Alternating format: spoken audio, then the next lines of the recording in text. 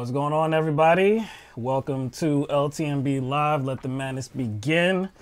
As always, we are who we are. We're on YouTube, we're on Twitch, we're on Periscope Live. Hello to everybody out there. We have I think we have a good show for you guys tonight. There's one particular topic that we are gonna have to go into depth about, since that is the topic of conversation of most people in the country, politically, I guess. Mueller madness. Mueller madness, man. Mueller made a statement yesterday, so I didn't see that coming, man. I wasn't. I don't think anybody. Well, I don't think anybody knew it was coming or expected it to be coming, because we know that he has been hush mouth. Ghost. Yeah, hush mouth the whole time. But yeah, we're gonna get into a statement. We're gonna get into a lot of the different reactions because of his statement. If you haven't already done so, please like this stream. If you're on YouTube, we'd appreciate that. Also, if you have not subscribed yet, please do so as well.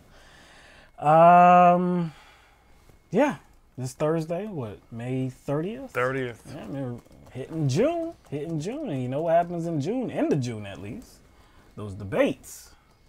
And we got a little bit of news on the debates as well. Some news that we were expecting. Yeah, of course. Yeah, news that we knew that was coming, but we'll get into that probably towards the end of the show. All right, so let's get it cracking, man. So, Special Counsel Robert Mueller, who was tasked with investigating potential collusion, possible collusion with the Trump campaign and Russia, also obstruction of justice, Robert Mueller made a statement yesterday, live, a live statement, a live and in-person statement, which was unexpected. I don't know if anybody saw that coming. By the time I tuned in, he was already finished his statement. Right. There was just like the post coverage, so I couldn't even watch it. Once I tuned in, because it was live, they were just kind of doing their like post coverage of the press conference and kind of adding in some other things within context of this kind of whole report coming out. Right.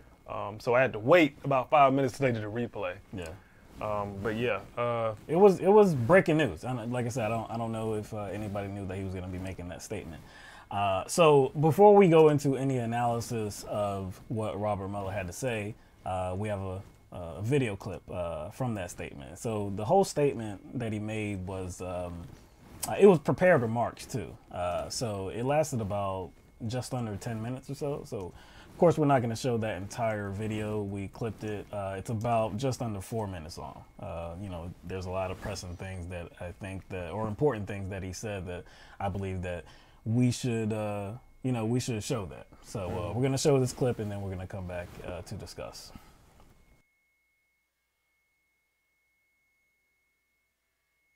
Now, I have not spoken publicly during our investigation. I'm speaking out today because our investigation is complete. The Attorney General has made the report on our investigation largely public. We are formally closing the Special Counsel's office, and as well, I'm resigning from the Department of Justice to return to private life. It was critical for us to obtain full and accurate information from every person we questioned. When a subject of an investigation obstructs that investigation or lies to investigators, it strikes at the core of the government's effort to find the truth and hold wrongdoers accountable. Let me say a word about the report. The report has two parts, addressing the two main issues we were asked to investigate. The first volume of the report details numerous efforts emanating from Russia to influence the election. This volume includes a discussion of the Trump campaign's response to this activity, as well as our conclusion that there was insufficient evidence to charge a broader conspiracy. And in the second volume, the report describes the results and analysis of our obstruction of justice investigation involving the president. The order appointing me special counsel authorized us to investigate actions that could obstruct the investigation. And we conducted that investigation, and we kept the office of the acting Attorney General apprised of the progress of our work. And as set forth in the report, after that investigation, if we had had confidence that the President clearly did not commit a crime, we would have said so. We did not, however, make a determination as to whether the President did commit a crime. The introduction to the Volume 2 of our report explains that decision. It explains that under long-standing department policy, a president cannot be charged with a federal crime while he is in office. That is unconstitutional.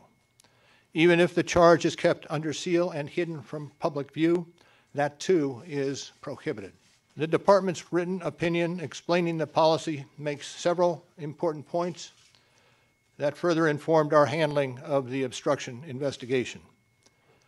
Those points are summarized in our report, and I will describe two of them for you. First, the opinion explicitly permits the investigation of a sitting president because it is important to preserve evidence while memories are fresh and documents available.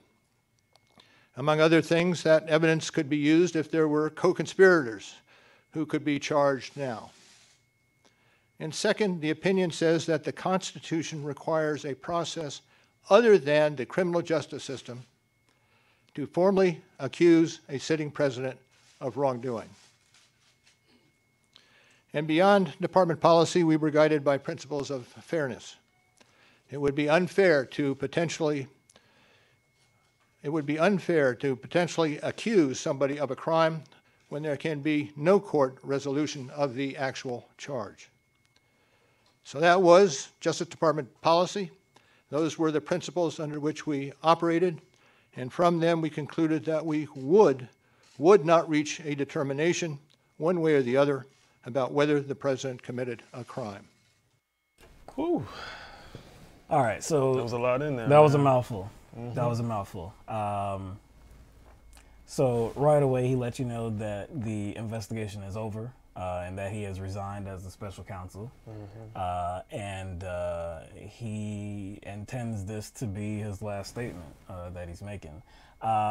So look, he went into, and like I said, that was just a clip. So he goes into, why he was tasked to do such a job and what he found with the Russian angle and how people were perpetrating as United States citizens to interfere with the election. But he did get into the two issues relating to President Donald Trump, and that's the issue of collusion and the issue of obstruction of justice. Volume 1 pretty much centered on I guess the Russian angle and whatnot. Mm-hmm. But to me, like I can throw that away. What matters more, and what Mueller mentioned, was Donald Trump's campaign, the campaign of Donald Trump and his associates' response to that. Early in 2016, but mid-2016, Obama's FBI came to the Trump campaign and let them know that, hey, there might be something going on. There might be something going on with people in your campaign. This was information that was gathered from the intelligence community, not Obama's administration. They came to Trump and they came to McConnell and told them, like, hey, some stuff is going on. Mm-hmm. And based on Trump's his campaign and members of his campaign and his transition team, based on their response and based on Trump's action and his behaviors to that news, they started an investigation because he was acting suspiciously. And upon further investigating members of his team, they were like, yo, something is here. So it's more about Trump and the reaction of his campaign, which he said his Trump campaign response to these allegations. Right. At the beginning, remember when Comey said Trump is not under investigation, and they made it clear because they actually didn't know, and they wanted to make that clear. Comey wanted to make it clear, like, hey, he's been going after that bug. Yeah. But he made it clear that, we don't know. We don't know whether Trump knows about these people and the contacts that they have made. That's why we have to do the investigation, and that's why we wanted to be upfront with Trump even before he got elected. But based on his own response with firing Comey, and based on some of the contacts his people made, that's what furthered the investigation. That's what caused those FISA warrants to be renewed, because number one, these meetings and these contacts kept getting verified, and then two, upon being interviewed, they lied. That's what furthered the investigation. Right. So I'm glad that he did mention, because there needs to be a distinction between not having proof of a broader conspiracy, which means that there wasn't like some sort of like hard wired collusion or whatnot.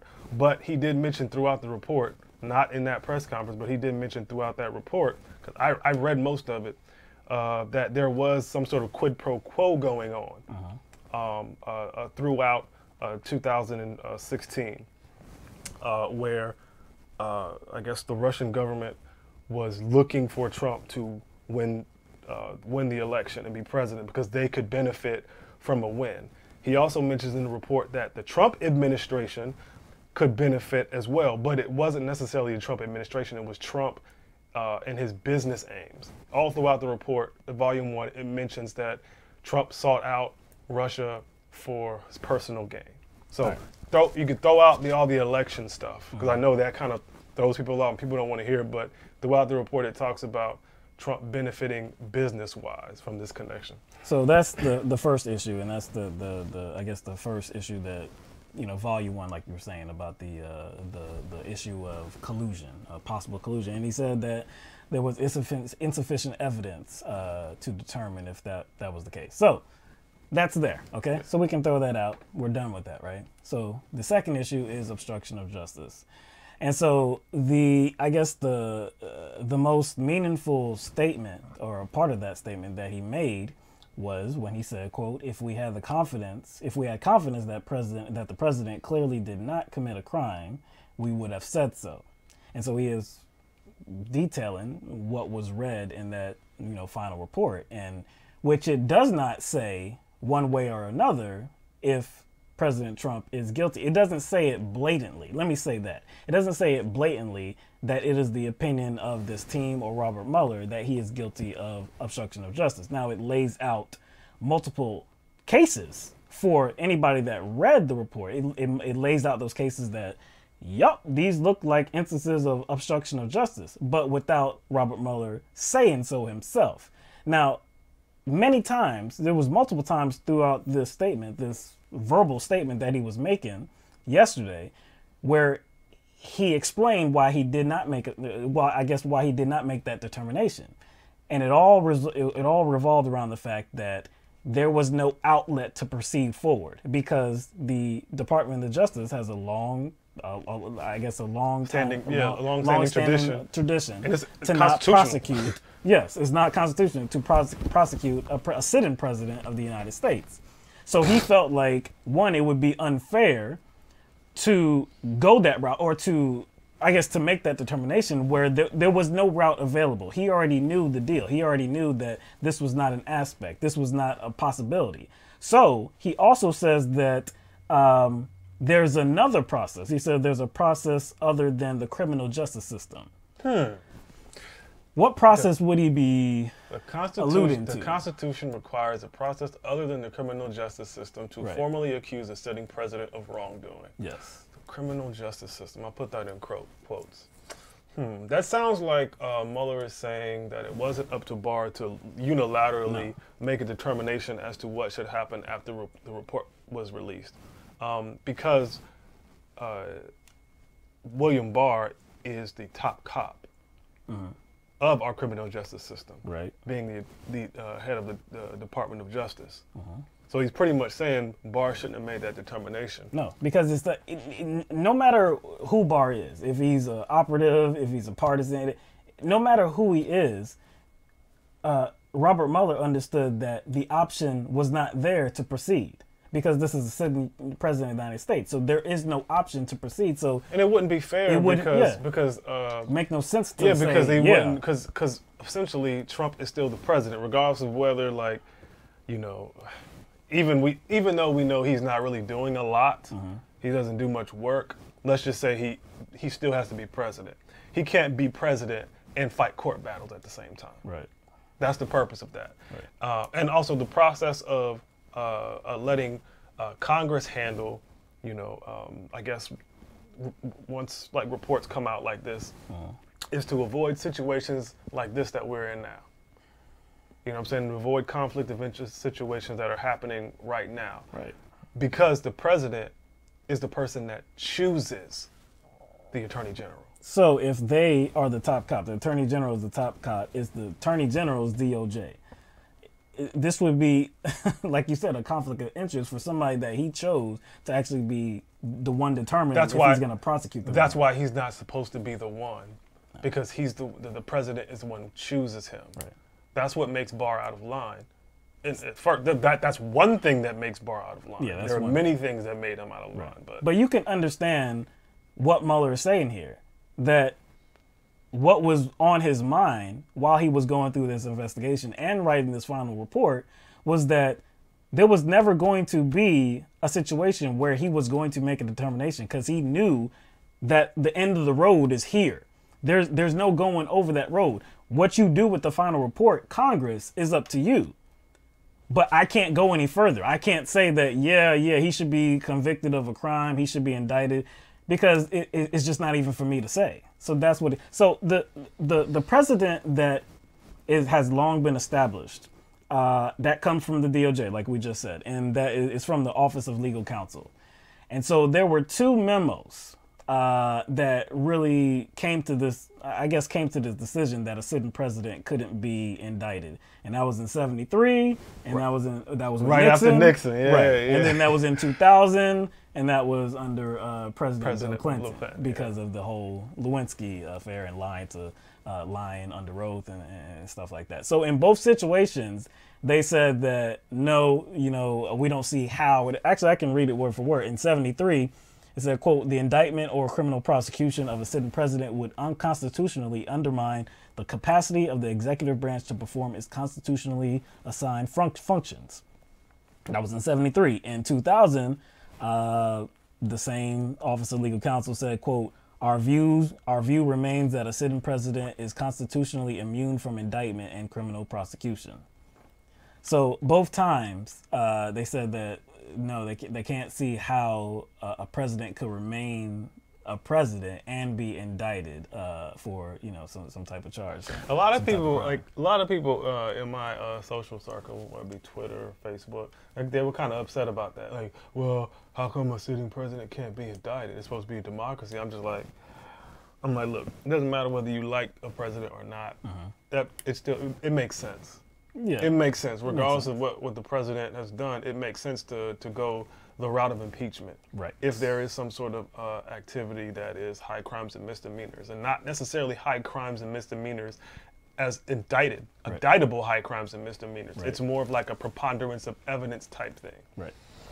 So, of course, there are many reactions to this, to Mueller's statement that he made. And the first reaction, of course, we would get to is President Trump himself. So on Twitter, his initial statement was, nothing changes from the Mueller report. There was insufficient evidence, and therefore, in our country, a person is innocent. The case is closed. Thank you. Yeah, so, that's expected. That's not what Robert Mueller said, nor does that his report kind of details. No, it doesn't. Like I said, I haven't gotten through all the report, but that report is very thorough, and it's not like a report that he just sat in the office and wrote with his special counsel team. Right. There was like I forgot how many witnesses he interviewed. Like 500 witnesses. Yeah. So all throughout the report, there's footnotes. So he did interviews with Trump's people. These are all Trump's people, mostly Trump's people. Part of his campaign, part of his transition team, and so that's where Robert Mueller gets his narrative from. And so just reading the report, I'm just like, They're making leaps here with the facts. Basically, if like, as a prosecutor or as a lawyer and former head of the FBI at one point, like he understands there's strict standards when it comes to beyond a reasonable doubt, and you pretty much have to have a smoking gun, regardless of how much evidence you have. You have to have a smoking gun, and he made the statement about not verbally indicting the president, which wouldn't be fair, and especially not verbally indicting the president if the evidence didn't meet like the strict standard of beyond a reasonable doubt. But what Mueller did not say is that there was no evidence. Right. And if you actually read the report, you would see that too. But most people have not read the report at all. And if you actually read the report, you will see a bunch of evidence. Yeah. But there was a lot not of evidence that is just in plain view as well. So another reaction is from White House Press Secretary Sarah Huckabee Sanders. She said after Mueller's statement, the special counsel has completed the investigation, closed his office, and has closed the case. Mr. Mueller explicitly said that he has nothing to add beyond the report and therefore does not plan to testify before Congress. The report was clear. There was no collusion, no conspiracy, and the Department of Justice confirmed there was no obstruction. Special counsel Mueller also stated that the Attorney General Barr acted in good faith in his handling of the report. After 2 years, the special counsel is moving on with his life, and everyone else should do the same. So towards the end of Robert Mueller's statement, he did say that this would be, or he would like this to be his final statement. He didn't take any questions. He I guess, acknowledged that there has already been an attempt to get him to testify before different committees in Congress. He doesn't feel that there is any reason to do so because he has already laid out the case for anybody that wants to read it. He said that we chose our words carefully, and really what he was saying on that stage as well, right in front of that podium, was not much different than what. No. It was not different at all than what was found in the report. At all. This is what makes all the fallout, like from Mueller's press conference, just odd to me. Well, we'll get to the fallout. Yeah, we haven't got to the fallout yet. But Sarah Huckabee Sanders, her statement saying that the Department of Justice confirmed there was no obstruction. Again, it wasn't even their place to confirm that there was no obstruction, and that is not what Robert Mueller said. If those are William Barr's words, they are meaningless because you're not the one that conducted the investigation. You read the report like anybody else. He didn't come to a determination verbally. He didn't say one way or another, yes, there's obstruction here, no, there's obstruction. But he did lay out 10 different instances of obstruction of justice. So for somebody to read the report and say no obstruction of justice here, you're clearly trying to protect somebody. Not only did they kind of cite 10 instances, Mueller actually laid out what obstruction of justice is, what constitutes obstruction of justice, as a key right? And for how those it applies 10, and all of that. Yeah, as a key for those, so you can interpret those 10 instances. He also said that there does not have to be an underlying crime. He also said that as well. How about this? Read the fucking report. Exactly. Read the fucking report. Try to look for the searchable redacted. Well, it's not redacted, but the searchable one, because if you don't, then you'll be looking through the whole thing. Because I had a problem with the first one because it didn't allow me to search. So read it, especially the instances of obstruction. There's no way, like, you can look at all those instances and say that Trump wasn't trying to obstruct the investigation. They are so blatant. And again, these are based on interviews from people inside the White House. This is not something that was just, hey, you know what? I saw him do this.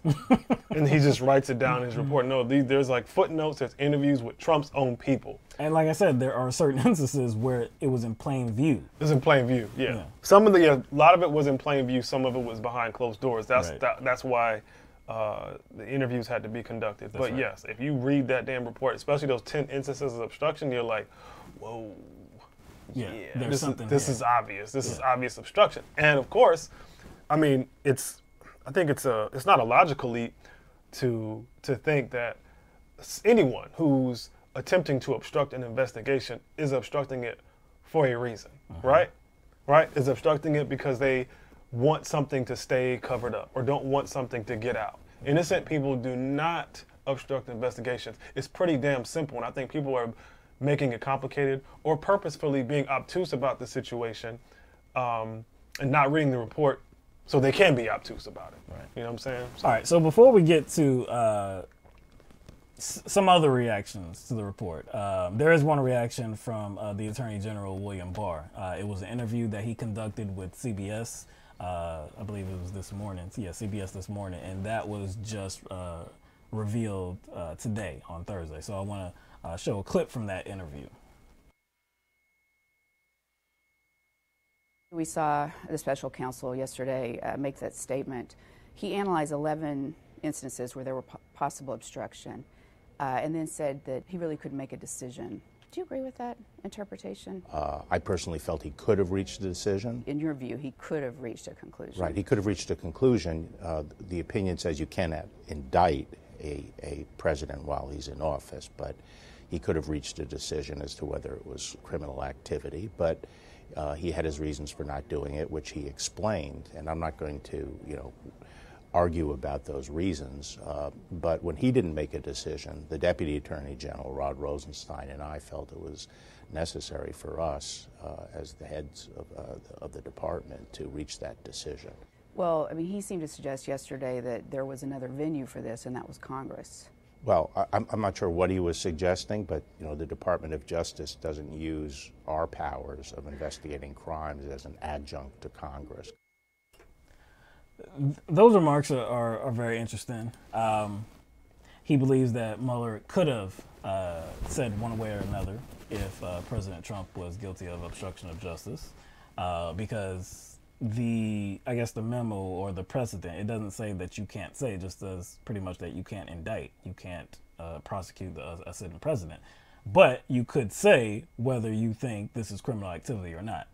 And then he says, since he didn't say that, since Mueller didn't make that determination, he felt that it was on him and Deputy Attorney General Rod Rosenstein to make that determination and to say whether it was criminal activity. And they made the determination that it was not. It's not for you to say either. See, if it's not for Robert Mueller to say, it damn sure isn't for you to say. Who would it be for? That would be for the United States Congress, because the only avenue to remove a president, to investigate, well, really to further the investigation to see if this president should be removed or not, that takes place in the United States Congress. That's the only forum for it, since we know that you can't prosecute them and the DOJ can't go after them. So why are you making the determination too? And kind of another reason why it's irresponsible for Barr to make that determination is because the actual investigation is not complete. That's why there are redacted portions of the report, because there's still pending litigation. So to make that decision, knowing that there's pending litigation, that's very irresponsible, and it's kind of telling, and it's obviously deceptive. I don't think I'm going out on a limb here to say that he is definitely a Trump lackey. I think in 2018, July or June of 2018, William Barr wrote a 19-page memo. 19-page memo scoffing at the investigation, the Mueller investigation, saying how it's literally, essentially a witch hunt, kind of parroting what Trump was saying. And it just so happens that Trump chose this individual to head the DOJ. Now, and to oversee the Mueller investigation. Now, if you don't see that as suspicious, then you're being purposefully disingenuous. Right. You know what I'm saying? So all right. So as you can expect, there was a certain reaction to Mueller's statements on Fox News. There was one opinion, though, before we show you, I guess, what you would expect from several Fox News commentators, hosts. There was one reaction from Brett Baier, that I don't know if it was expected or not. He's not one of the worst ones out there. He's not one of the ones that it's like I can't put him in the same box as a Tucker Carlson. I can't put him in the same box as a Hannity. Oh no. I can't put them in the same box because I have seen him be objective before. I guess you make the determination yourself if this is objective or not.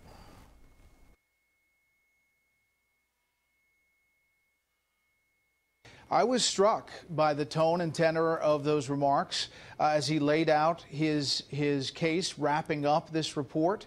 This was not, as the president says time and time again, no collusion, no obstruction. It was much more nuanced than that. He said specifically they couldn't find evidence sufficient to move forward with a crime on the issue of conspiracy, on the collusion part of the investigation of the Trump campaign. He said specifically if they had found that the president did not commit a crime on obstruction, they would have said that. And then went into specific details about the DOJ policy and why they couldn't move forward with anything else than their decision. Now, what's going to happen with this? This statement is going to be digested and looked over, analyzed word for word up on Capitol Hill. It was not anywhere as clear-cut as Attorney General Bill Barr. In fact, it was almost exactly the opposite, not clear-cut. He said that one statement. I think you mentioned it towards the beginning. That Mueller, the statement that Mueller issued about if we did think that Trump was not guilty of anything, we would have said so. Right. So what does that mean? What does that mean? If you couple that with with Mueller saying that I was not going to I was not going to make a determination myself anyway because there was no outlet, there was no way to prosecute that from the DOJ's level, that it sounds like that he found instances of obstruction of justice and that there was just no way for him to move forward on. Yeah, basically he's like, yo, man, if there was absolutely nothing there, I would have been very clear. Yes. And said there was nothing there. I would have made a statement. So if that's the case, you know what? Just think about the different ways, because like I said, there's two paths here, right? You're talking about the collusion, you're talking about the obstruction of justice, right? So the way he talks about that first one about collusion, he talks about there's insufficient evidence. Did he say that about the obstruction of justice? No, did he say there was didn't. insufficient evidence? He did not say that. He did not say that whatsoever. He said that if we had confidence that the president clearly did not commit a crime, we would have said so. And I'm glad you made that point, because he makes that point in regards to the collusion, which is covered in Volume 1. He clearly states that we could not meet the standard. Right. There was evidence there, and we followed it. And I do believe Mueller thinks that there was something there, but he clearly states that, yo, on the real, like, I have to say that, we couldn't go forward with anything. Right. You know what I'm saying? And there wouldn't be anything to go forward with, not because of a DOJ tradition, but even if it goes past me, probably couldn't have, don't have enough to impeach or indict him because there's insufficient evidence. So and he clearly said that. And he clearly said that. So if he said that in regard to the first volume, he could have said that in regard to the second volume, detailing the instances of obstruction. So what does that tell you? Just as Brett Baier said, it's almost as if this was the exact opposite of what AG Barr had to say. And think about this, like, I swear, like, all Trump had to do was just let it ride. Yep, that's all he had to do, man. Let it ride, don't do anything. Don't do just anything. Sit back, stop tweeting about it, stop keeping it in the news. Because don't do anything. Because, as Mueller said, it's like, hey, we followed the trail, There were some dead ends because there were some encrypted messages, some things that were deleted, destroyed evidence. Some of the witnesses lied, sent us on some wild goose chases. Some of the information panned out, but it did come to a dead end. There was evidence, but we didn't have enough. So guess what? Trump didn't have to obstruct. You could have just, He could have just let it ride. Sit on your hands, don't do anything. If there's actually no underlying crime, then there's nothing for you to do here. If it was true, no collusion, no collusion. He kept saying that, no collusion, no collusion. If that's true and you know it because you're involved, right? It's about you. If you know that to be the case, then you don't have to do one thing. That you did makes you one of the dumbest people on the earth. Dumbest, yo. Dumbest. Because it turns out there was not enough evidence. All right, so let's go into the other reactions on Fox News, because that opinion by Brett Baier was not shared by many people on Fox News. So we're going to first get to a clip of The Five, which I can't stand that show. And that's just my personal opinion. Yo, that junk just, it just rots your brain. Yeah, it does, man. Greg Gutfeld, Kennedy, you have Waters. It's a strain. But anyway, so we're going to get commentary from Gutfeld and Kennedy on this.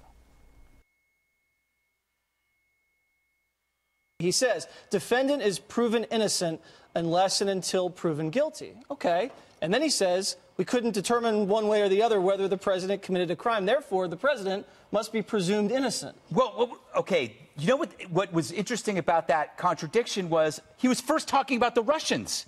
He was saying the Russians get the benefit of the doubt, but then he moves on to the president, and he basically said he's guilty until he's exonerated, but we're not going to do any process of exoneration, so I got to go. See you later. I'm out of here. Right. So I know that Trump isn't above the law, but he's also not below the law either. So you can't be, if you're not going to resolve this, you just can't throw that out there.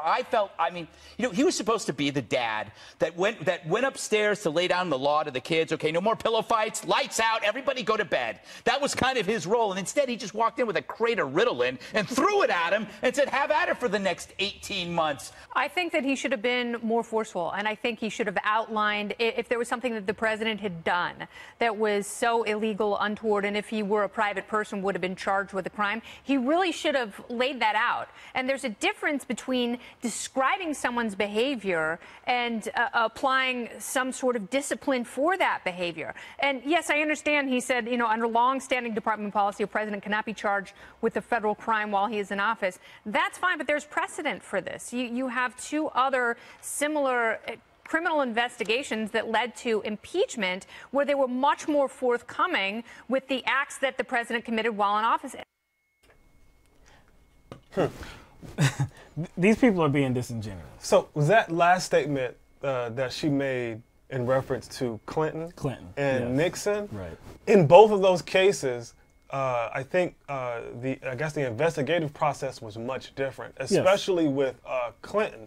I think Ken Starr wasn't under the DOJ. No, he was appointed by a three-judge panel. So when he came out, he was able to talk a bunch of shit. Yes. He was able to talk about guilty, this and that, regardless of it could apply or not. Ken Starr was able to do that because he wasn't bound by the DOJ tradition and the Constitution. So mentioning that, Clinton was never indicted, though. Clinton was still never indicted, though. So it still follows that precedent. So, okay, look. Gutfeld talks about that there's no process of exoneration, that he just said, hey, this is what I have to say. I'm going to make the statement and I'm out of here. I'm not even going to take any questions. No process of exoneration. Said that Mueller was supposed to be the dad. This is all suggesting that had Mueller said Trump was a criminal, Trump was engaged in criminal activity, Trump did something that should be indicted. This is all to suggest that had he said that, all of them would have been like, oh, well, since you said it, okay, now we believe it. We accept what you said. Your testimony, you saying that Trump is guilty, yes, it holds weight now. But Kennedy saying he should have been more forceful. All you have to do, My man Mike has kept saying this over and over again. Read the report. He's not supposed to be the dad. He's supposed to be the investigator, and he did his job. He laid out the cases of obstruction of justice. If you don't want to see it, that's on you. It's not for him to say, yes, this is obstruction of justice in those words. So basically, to reiterate something you said earlier, every single word that Mueller uttered at that podium yesterday is in the report. In the report. Every single thing. In the report. Every single thing. So this kind of, newfound outrage or newfound fallout and this kind of surprise that's going on is just eerie to me, considering all that stuff is in the report. And what that tells me is these people who are tasked with dispensing information and being informed and keeping people informed haven't read the report. Otherwise, they wouldn't be talking like this. And I really urge people who are watching the show to shut your fucking mouth if you haven't read the report either. That goes out to everybody. I don't give a fuck if you watch this show. I don't give a damn if you are loyal show watchers and you like us. Don't say shit about nothing if you haven't read the report. You can download it. It's free. If you have an Audible, you can download it from Audible for $0. It's free. It's free 99 on Audible. You just sign up for a free trial. Just cancel that shit. Find it in your phone. Download it. Find it in your phone. Pull it off, and it's free. You can read it. If you don't want to read, just listen to it. But don't say shit about it, about the situation, if you haven't read shit. Well, if your opinion is that no, there is no obstruction because Mueller did not say blatantly that there was obstruction, then yeah, you probably should keep your mouth shut until you actually go and read the report. So we're going to get to Tucker Carlson now. This is a short clip of how he responded to Mueller's statement. And just to be clear, prosecutors in civilized countries don't prove people innocent. They don't need to do that. That's the standing presumption that all of us have by virtue of our citizenship. Instead, prosecutors look for evidence of guilt. And if there is no evidence of guilt, a person is declared not guilty. That's how our system works. So when Mueller says he couldn't prove the president didn't commit a crime, it was an odd and striking and honestly kind of a bizarre thing to say. The bottom line is that the evidence Mueller gathered did not support charges of collusion or obstruction of justice. Yet Mueller would clearly like to see the president impeached anyway. Democrats are likely to take him up on that.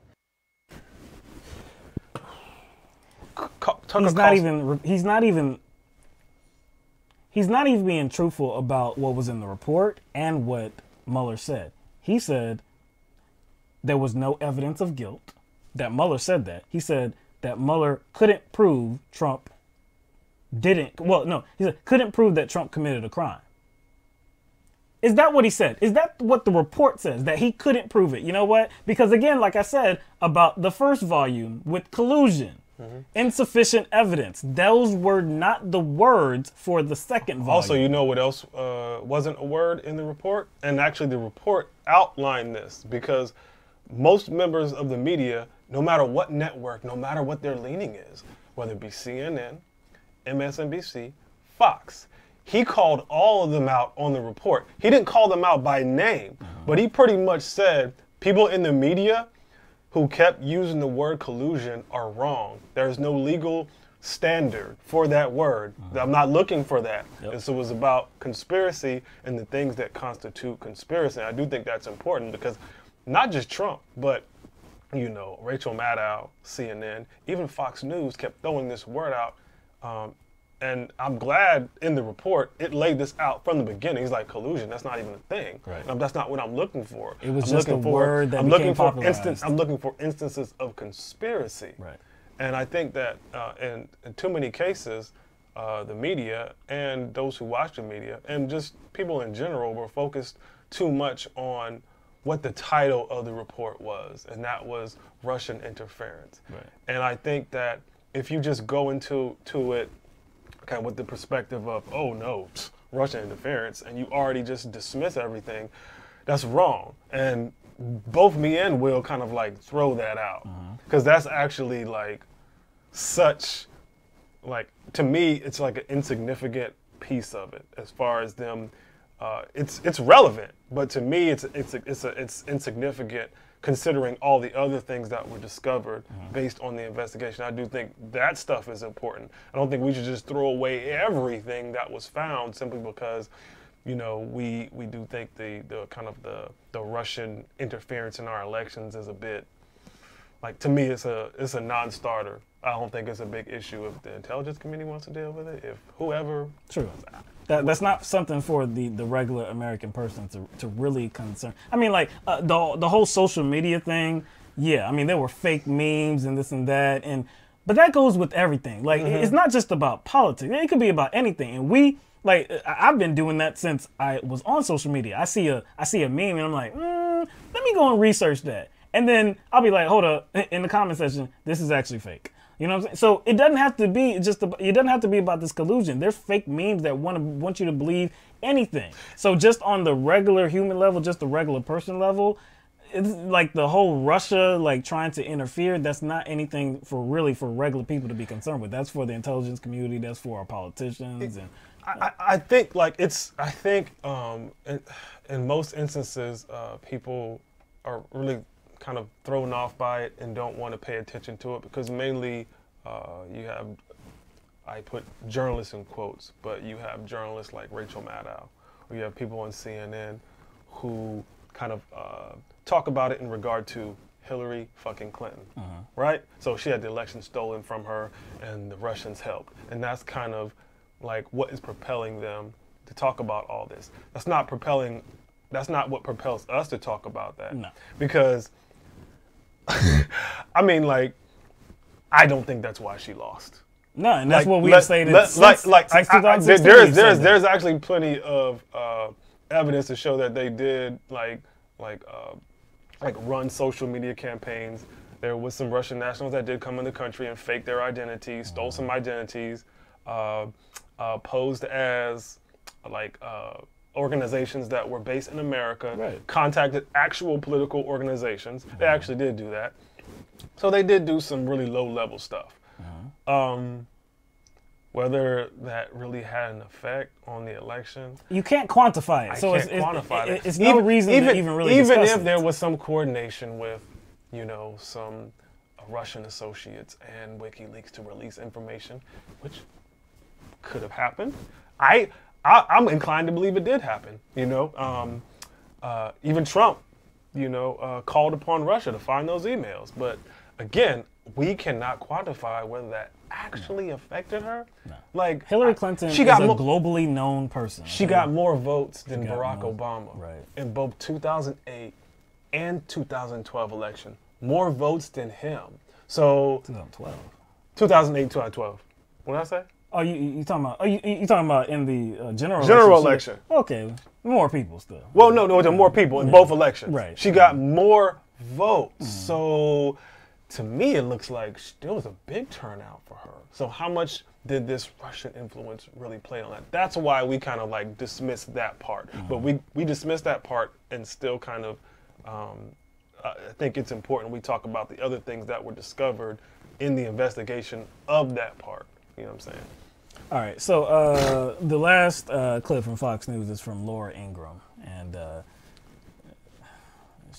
she tries to make your head turn. She really tries to confuse what happened, what's really going on. So if you can stay with her, you know, here you go.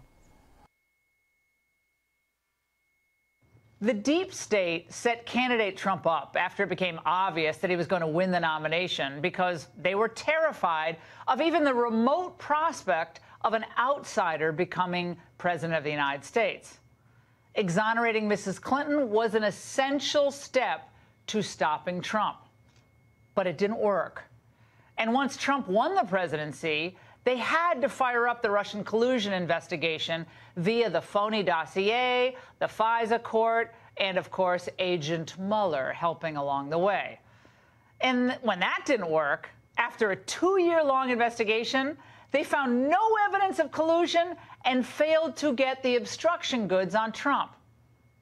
But now Mueller comes along in his final bow and is attempting to resuscitate the corpse that was his report. I'll let you take this one, because you're very fond of her. So I know you're disappointed. Laura Ingraham? I know you're disappointed in that because you're very fond of her. So I'll let you go first. It was very interesting to hear that she was talking about the deep state. I don't partake in watching her show often.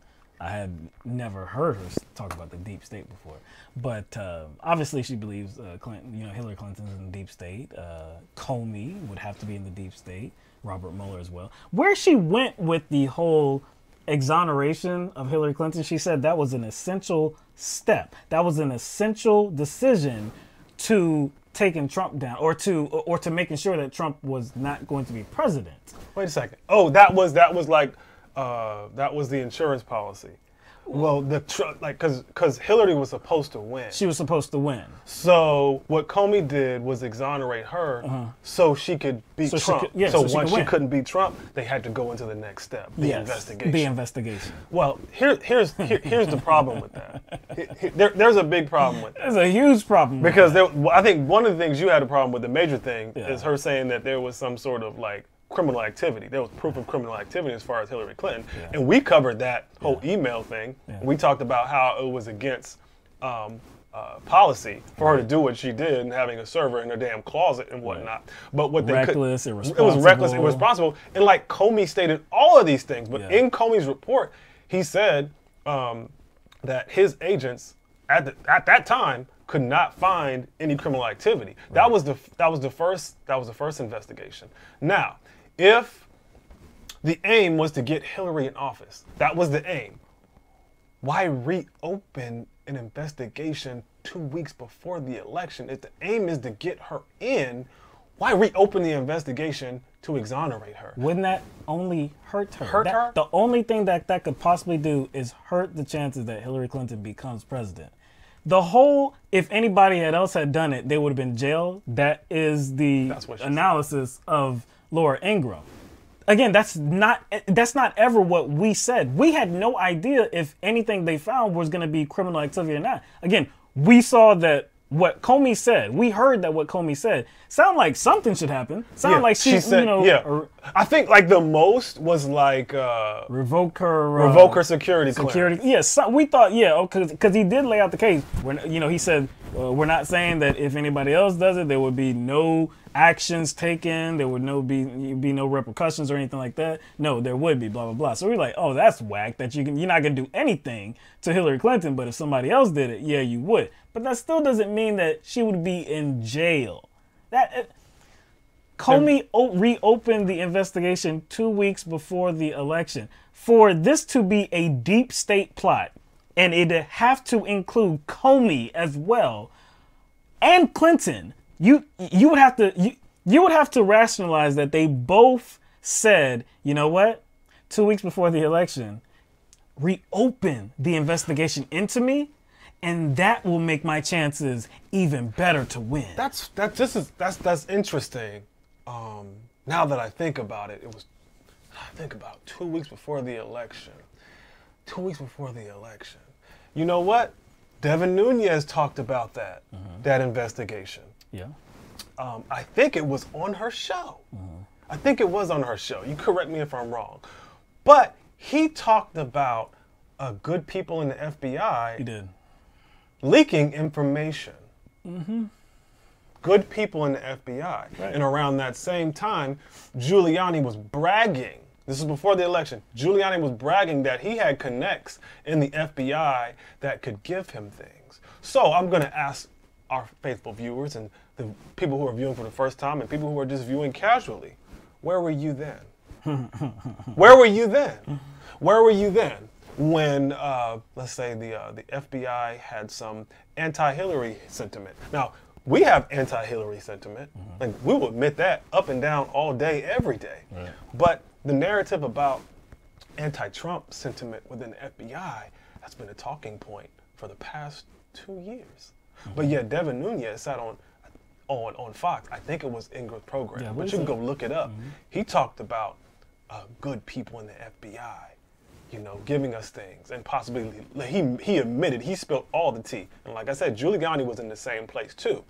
And look what happens 2 weeks before the election. some new emails come up that caught Comey off guard. Comey probably got freaked out and was like, "Oh shit!" Like, so there was anti-Hillary sentiment, and it produced the reopening. The reopening of a case. Where was this kind of Democratic deep state led like conspiracy then? Huh? How does that happen? I thought Hillary ran the FBI. The Democrats and Hillary ran the deep state. That doesn't make any sense. Why would they be the instruments to their own demise? Well, actually, you know what? There's one thing I do agree with. The overall point Trump made about Comey is that he handled the Hillary email case wrong. Now, I don't believe that for the same reason he does. What Comey did, he got freaked out and he got scared because guess what? He didn't know shit. All of a sudden, these emails come out. He's the head of the FBI. He doesn't know. Guess what? There's a leak. Oh, shit. We got to reopen this investigation. Damn. And guess what happens? Those emails don't turn out to be shit. Nothing new. Like, actually, less damaging than the previous investigation. Then he has to close it. So he got played by some leakers. But nobody said anything about that. And the leakers would have to be, you would have to surmise that they were anti-Hillary leakers, right? You would have to. The final thing that Laura Ingraham said, though, was that this statement that Mueller made was his final bow. Because I guess the report didn't get the job done. The report didn't cause the Democrats to go forward with impeachment. So you had to resuscitate his dead report. Resuscitate it, right? You had to take a final bow. We have said at least 1, 2, maybe 3 times on this show already. It's only been about an hour. We've said at least 2 or 3 times that what he said in front of that podium or behind that podium was not different than what was found in the report. So how could this be a final bow? To be a final bow, you would have to be doing more than you have already done. You know what I'm saying? This would be like your stamp on it. Like, okay, look, it's not official yet because nothing's moving. I got to get it moving. And now I'm out. No, she used the resuscitate. Like she's actually saying like the report did not lay anything out. Like, so what he did and what he said on that podium was nothing different than what was in the report. So it's not a final bow. It's the identical bow. Yes, he just said it verbally. And again, don't you like how she didn't create a very succinct narrative. She didn't pull anything together. All she did was throw out bait words like deep state, dossier, FISA, Comey, Hillary, Mueller. That's all she did, and she just kind of like provided some filler. And you know what? See, here's the thing. Other, Trump hosts, I would expect that from. But Laura Ingraham is a lawyer. So it's more egregious for her to say things that are contradictory to the law and kind of spread these conspiracy theories without even like having, I guess, proper narrative construction. All she did was just throw out these buzzwords. Jeanine Pirro was a judge, and you see her analysis. These aren't people that have really any. I don't think they have any memory. I think they've put that to bed. I don't think they have any memory of legal precedent or any time when they were in that capacity as a lawyer or a judge. They are political operatives at this point. That's all it is. They are demagogues. And you know what I would say, since we've covered most of the responses to Mueller's press conference, one thing that stands out to me, because Trump recently tweeted, and it was a huge graphic. It said like it's over or something. Yeah, what did it say? Was walking away. Yeah, it said something like it's over, right. Or I can't remember exact words, or it's done. And that's what not only Trump and his press secretary, but Fox News and all of his supporters are spreading too. Now, fine, his supporters, I don't expect them to know what's going on completely, but I know good and well Sarah Huckabee Sanders knows that it's not over, considering that Robert Mueller has transferred 14 cases to other jurisdictions. Now, how is it over if that information is public? Right. And relate to the redactions within the report. There are still 14 cases pending that relate to this report. So to say that it's over, they are lying. So are we not supposed to call out those lies? And why don't you ask yourself, why are they lying? Why don't you ask yourself, why are they lying? Because they want it to be over. They really...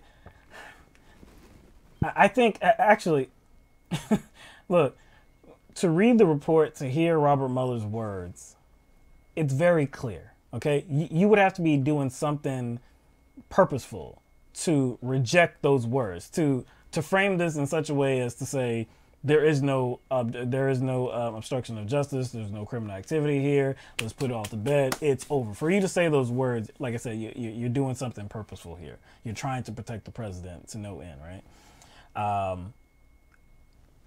They're just trying to do that. I mean, it really doesn't get any farther than that. This isn't like some grand design what they're doing. The opinions that you see on Fox News from Ingram and Tucker Carlson and Hannity and most of them, all they want to do is put this to bed. And actually, they're able to do it in such a way that it's believable because a lot of people have not read that report. So if they say it's over and they hear that Robert Mueller has not said, the words have not come out of his mouth, yes, Trump is guilty. If that's not there, then they're able to get away with saying that, hey, it's over. He didn't say it. It's over. Let me ask you a question, Will. Why was it necessary for Mueller to even come out of the shadows? That would be one AG bar. Okay. That would be one AG bar. That only took you one guess, man. Yeah. So that would be one AG bar misrepresenting the details in the Mueller report. Yeah. Yeah. Yeah. If so, it's like I still don't understand why people are mad about Mueller coming out. I don't know. Well, maybe I do. Maybe I do understand why they're mad. Because why would they be mad about the individual who was the head of the investigation coming out and providing clarity? Why would they be mad at that, Will? Well, because it provides clarity. I mean, so it's almost like you're saying like people they wanted to dismiss this whole thing so bad as nothing that they were willing to believe Barr's lie. That's correct. And this is all nothing. There's no conspiracy. There's no nothing. Get over it. It was a hoax. It was a coup. It was all of that. And like I said, they're able able to sell it like that because Mueller did not say it. He did not say it. So now they're mad that Barr's statements are being proven to be inaccurate and deceptive. So now they have to kind of start some other narrative. Right. Because as soon as that summary came out, that 4-page summary came out, they were ready to write it off. There were multiple voices that came forward, multiple, famous voices that came out and said, "See, it's all over. See what the report says." Even though the report was not publicized, hey, see, no collusion, no obstruction. See, I told you. And you were just trusting the word of AG Barr to tell you the truth about it. Let me kind of put some things out there to show you how ridiculous your trust in Barr is in this situation, because we have so many people kind of who are writing this situation off and kind of unconditionally, for some reason, trusting this William Barr cat and like not even looking into him, thinking he's like an honest actor. I don't see how. With all this talk of deep statery, that's the word I just made up, with all this talk about establishment politics, globalist,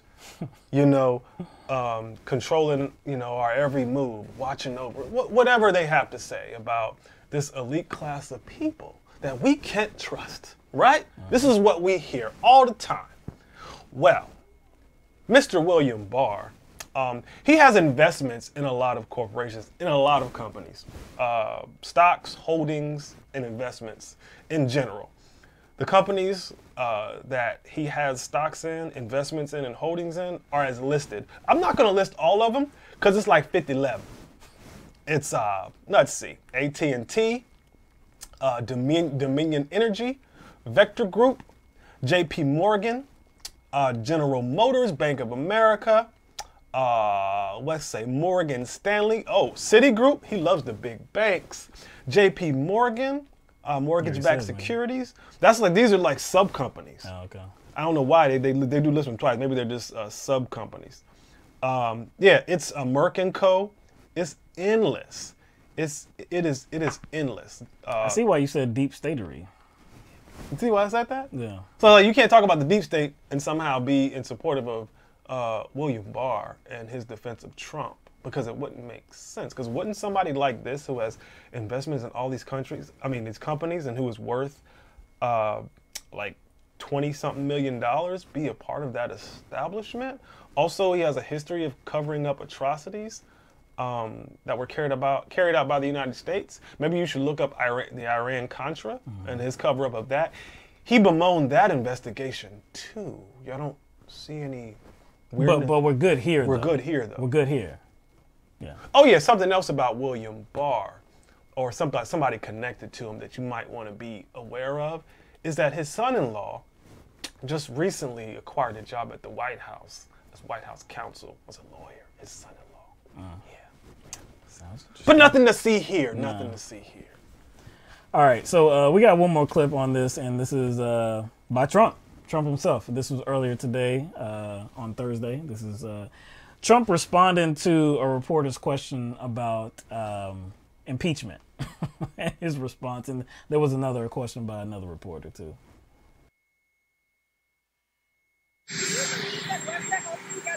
No, Russia did not help me get elected.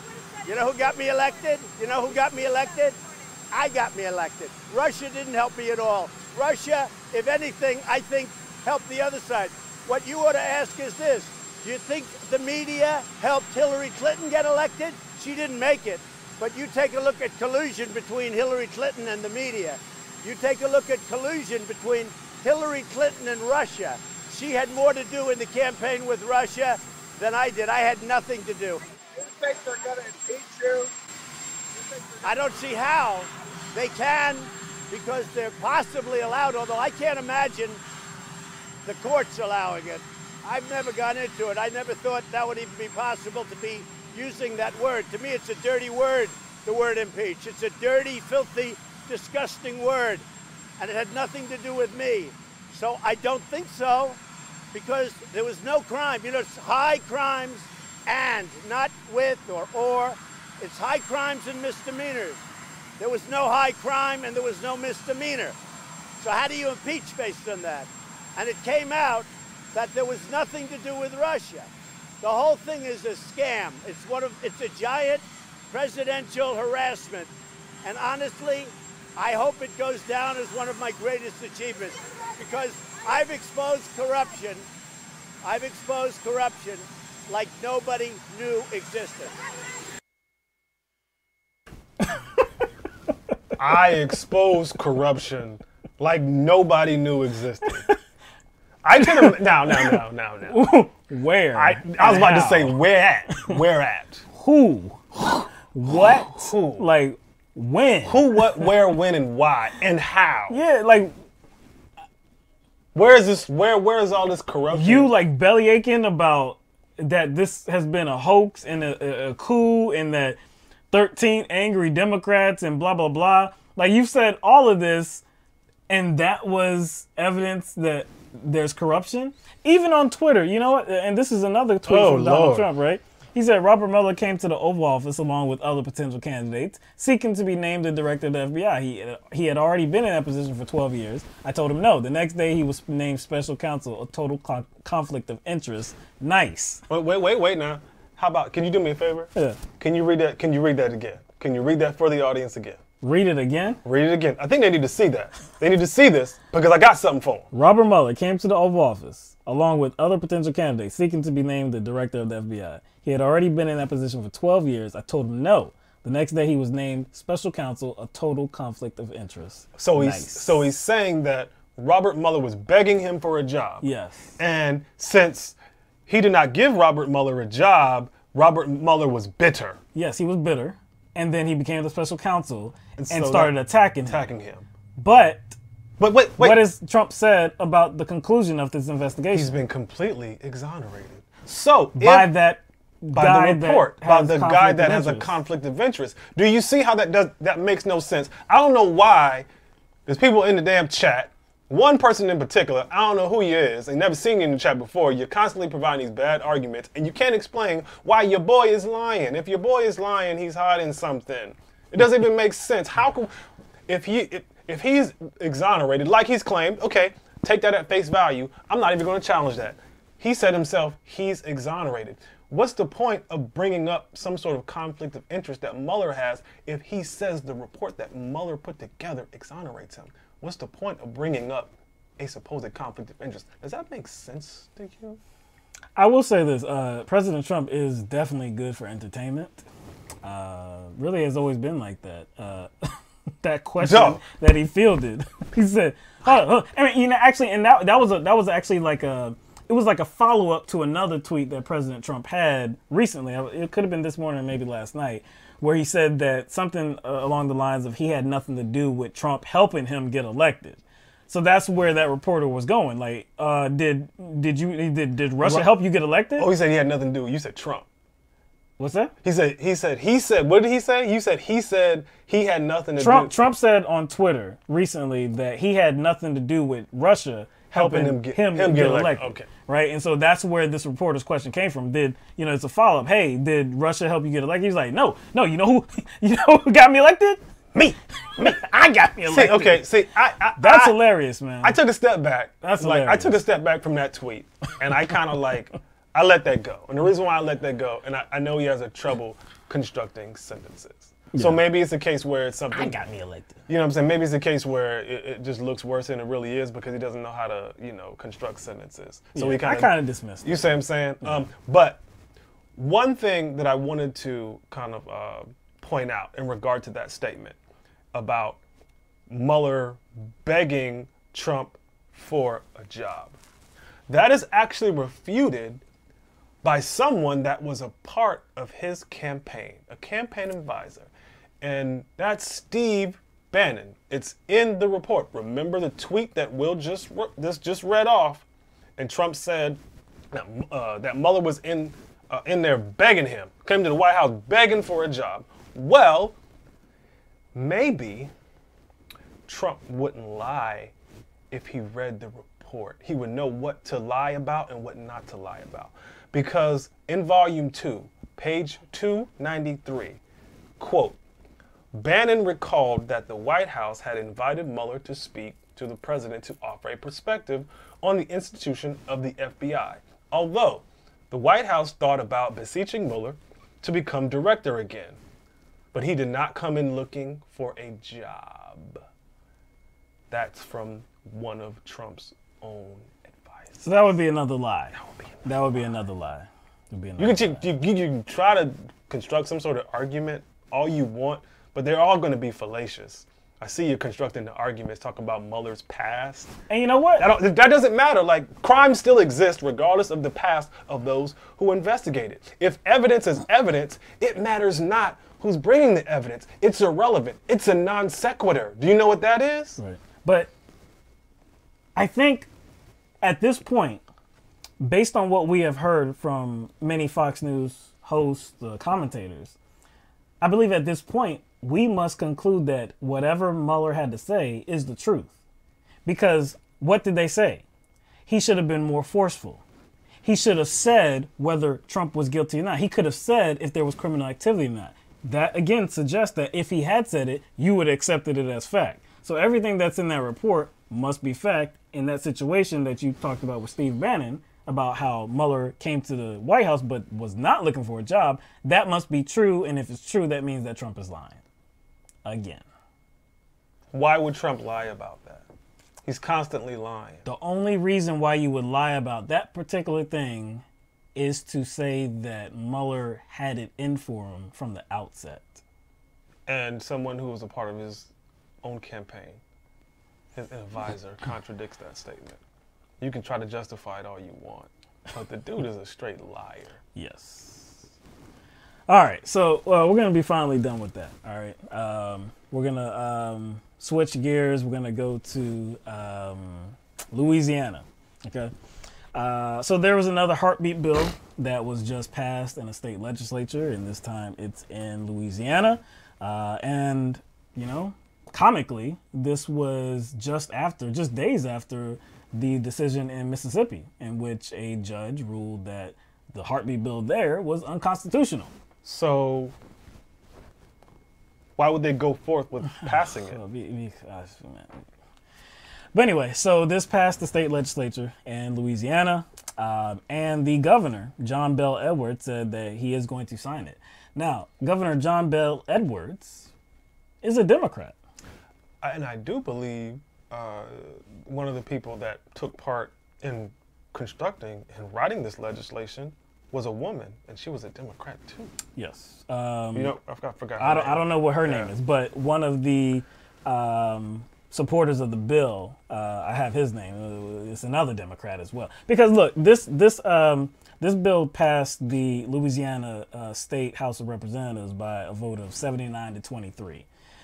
There were several members of the Democratic Party that came over and voted with Republicans, because in the State House of Representatives, there's 39 Democrats. There were only 23 that voted to oppose it. So, of course, there were several that came over to the Republican side. That's a lot, bro. That's a lot. That's a lot. It's nearly half, but that's... Yeah, that's a lot. But anyway, so Governor Edwards, he said that, he said this in an interview with USA Today. He said, it's not a difficult decision for me because I've let people know for a long time that I'm pro-life. It's consistent with my unblemished pro-life record in my years as a legislator and governor. So this bill is much like we have been talking about before. And actually, they are now I guess if you don't count Mississippi, because that has been ruled unconstitutional, they are the fourth state that has passed a heartbeat bill. And I guess it hasn't been, overturned yet. So the other states are Georgia, we just talked about that, Kentucky, and Ohio. So this, like in the state of Arkansas, which is not a heartbeat bill, actually it's just a complete ban of abortion. And Arkansas, I said Arkansas? Did I say Arkansas? Yeah, you said Arkansas. Alabama, okay. In Alabama, it's pretty much like a complete ban of abortions, unless, there's a problem with the life of the mother. But it's a complete abortion ban. In that state, there is no exception for rape and incest. In Louisiana, no exception for rape or incest again. So we're talking about the 6th week of pregnancy, and that's where a fetal heartbeat can be detected. And as I have said at least once, twice, 3 times before, most abortions do not occur before that point. Most abortions, the overwhelming majority of abortions, happen after that point. I believe in 2000, I don't know if it was 2018 or 2016. I believe it was it might have been 2016, where I think it was only 6% of the abortions nationwide occurred before that 6-week mark. So what you're saying is it's not actually a widespread problem. No. Well, So they're really trying to look. It's not so much that they are really caring about this point, this fetal heartbeat point. No, it's not really about that. What they really want is a total ban on abortions, because, like I said, most women do not have abortions before that point. Oh, and they know that too. They of course know that. What I'm looking forward to, and I don't know if it's going to come, is some leadership from Nancy Pelosi. I don't expect it to come because of some recent statements she made about being a little flexible about this abortion issue. So what that did, in my opinion, was kind of send a signal out to those Democrats in red states to say, hey, we have to keep power, and you have to keep your district. So you need to vote according to that. And I'm not going to say anything, which to me is some poor ass fucking leadership. It is. I mean, because you would think that the Speaker of the House, the leader of the Democratic Party, would kind of kind of attach yourself to what the consensus is concerning abortion rights, constitutional rights, constitutional protections. And she would get in front of this and be like, yo, you in the Democratic Party, I don't care what state you're in. Sure. This is about, women's access. Exactly. It's about health care. This is about the principles. In the Constitution. Yeah, this is about the principles that are in the Democratic Party, like what we live on, like what is in pretty much every single Democratic platform. So if you're not adhering to that, then why would we stand for you? Just because you choose to associate yourself with Democrats, with the Democratic Party? All Democrats are not made equally.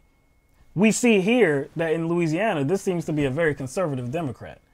And it's not just him, it's members of the state legislature as well. There's one guy, he's a supporter of the bill, Democratic State Senator John Milkovich. He was the one that, he was one of the Democrats that were trying to fend off an amendment to get an exception for rape and incest put in, but they were able to fight that back. So Senator Milkovich said, quote, "We feel like this bill is an important statement about Louisiana's devotion to the unborn. This bill is a step forward in our efforts to protect life." I've said it before, and I believe I did say it in Alabama as well, Governor Kay Ivey. I said it there as well.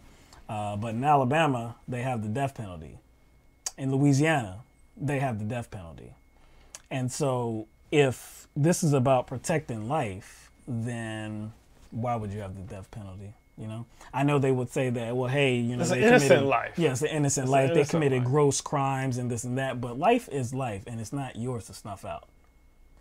So it's just saying it's like their the kind of sanctity of life position they take is conditional.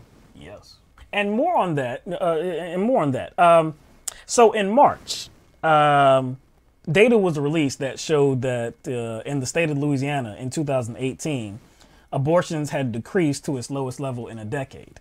So this caused Governor Edwards to say this: "My Catholic Christian faith teaches me to be pro-life. This is personal for First Lady Donna and me, and we take it very seriously. We are committed to reducing the number of abortions in Louisiana, and the data shows that it is working." So you see that he had to bring up his religion, right? He had to insert that into discussion.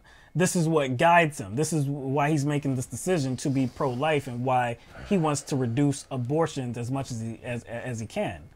And look, if the effort is to reduce the amount of abortions, generally I'm with that effort, because I've said before, I don't think anybody is like celebrating the fact that there are abortions. Nobody's like celebrating that fact. Now, we want it to be a possibility for women because that is their body. They should have autonomy over their body. But if you say that, yeah, the goal is to get the number of abortions down, I'm with you there. But the way they're doing it is just to make it illegal.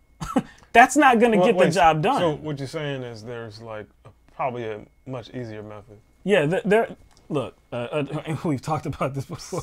Sex education. Comprehensive sex education. Comprehensive. Birth control. Birth control access. What they want to get rid of. Yeah. Poverty. All of this. Like, that would be an instrumental way, an effective way to actually attack the problem if you see it as a problem. Yeah, that would be an instrumental way. Whoa. So you're talking about them putting forth effort to construct a society that would create a nurturing environment, a good environment to raise a child.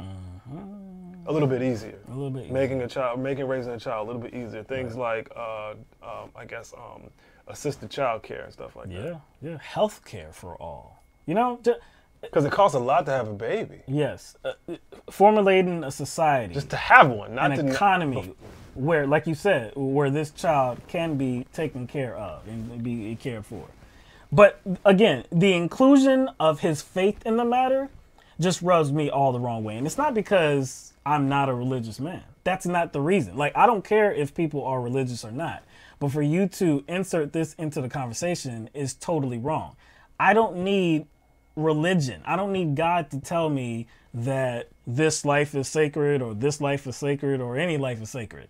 See, why I'm against the death penalty is because I had no I was not involved in the process of that life becoming so. So I don't believe that I should have a decision in, you know, if that life gets snuffed out or not. No matter what that life did. Imprisonment is one thing. I believe in imprisonment. But when you're talking about ending a life, no, I don't believe that that's on any of us. And I don't need a God to tell me that.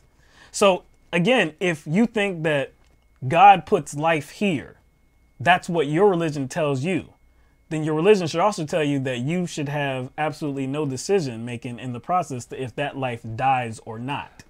So if you want to save these babies, these unborn babies, you should save all the lives that are in prison too, and you should abolish the death penalty. But you don't really care about life per se. You just care about births. You know, we talked about the slippery slope that Clarence Thomas was trying to create in the last show, about kind of his theory that abortion access and abortion laws would lead to eugenics, right? Yep. Right. Yep. But you know what the real slippery slope is? What Will just highlighted, and that's the insertion of God. Yep. That's the real slippery slope, because that's kind of an endless route. It's an endless avenue, because you could say, hey, God wants me to do X, Y, or Z. God approves of this. And you can insert that into legislation or into your politics in general, because it's endless. Like, where does it begin and end as far as what your God wants? Like, for anything. You see what I'm saying? Because once you insert God, anything goes. Like you said, it's endless. And there should be a separation of church and state, right? That whatever you believe about your religion and about your God really should have it should not weigh on decisions that are for all of us in the matter of like legislation. No, it shouldn't. But see, here's the thing. Most Christians, regardless of their like ideology, kind of adhere to a basic principle. And that is, they are here to do God's work. That's the catch. Do it on your personal time, though. See, that's not it, though. They think it's their duty to do God's work on everything. On a government level, you need to stay put, man. Stay at home. I don't need your God in government. I don't need your God in government. You want to have your God in your personal time, in your churches and in your communities, and you want to spread the word and this and that. Cool. Do all of that. But don't write bills based on your feelings about God and about religion. Cause you know, like, there's definitely, like, that's a trap door. That's a trap door that a lot of people are going to fall into, because there are so many different denominations with so many different beliefs. There are so millions of people that believe in a God, and they believe this God has this characteristic. Some people think that their God doesn't have this characteristic, even though they're the same religion. So essentially, you have millions of people who really believe in a million different gods, even if they're essentially the same religion, because they believe that God loves this or God hates this, and it's different throughout all the denominations. So you said they would have to be all different gods. All have to be different gods. And like, think about if we became a theocracy, right? With the different denominations and different versions of Christianity that people practice. It's actually bad for Christians too. It's not bad for, non-believers. It's actually bad for Christians. That's why we have the separation of church and state. That's why we're not a theocracy, because one group of Christians who believe a certain thing will then rule over all other Christians. So even Christians who think that this should be a theocracy don't even know what they're signing up for, because what are the chances that it's their Christianity that's going to be in charge? Their God, right. Like you said, there would have to be like a million different gods, if not more. So if that's the case, which God is going to rule over everything? Which God is going to be able to create legislation? Which one? It's ridiculous, man. Again, I don't need religion to tell me to have morals or ethics or anything like that, Again, I think everybody can agree, if you just say the simple statement, you know what, we should try to get abortion numbers down. That simple statement, I don't think anybody's going to push back on that. But the manner in which you try to attack the problem Yeah, there's going to be pushback. That's why Ben Shapiro was triggered by what's his face, Neil on BBC. Yeah. That's why he was triggered. Right. Because he called the law draconian. Right. And then extreme. He said it's extreme. extreme. The law is extreme. Isn't it draconian? Isn't it extreme? It's a barbaric law.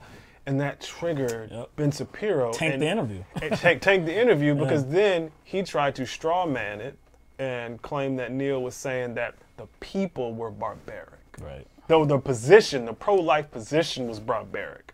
And the host of BBC, he is conservative himself, and he has a pro-life position. And that ties into what Will said, because he has a pro-life position while at the same time saying the law itself is barbaric. So you can be pro-life, and you can say you want to get abortions down, but how you go about it is the sticking point. Right. So in a related story, Missouri, we talked about that on the last show Tuesday.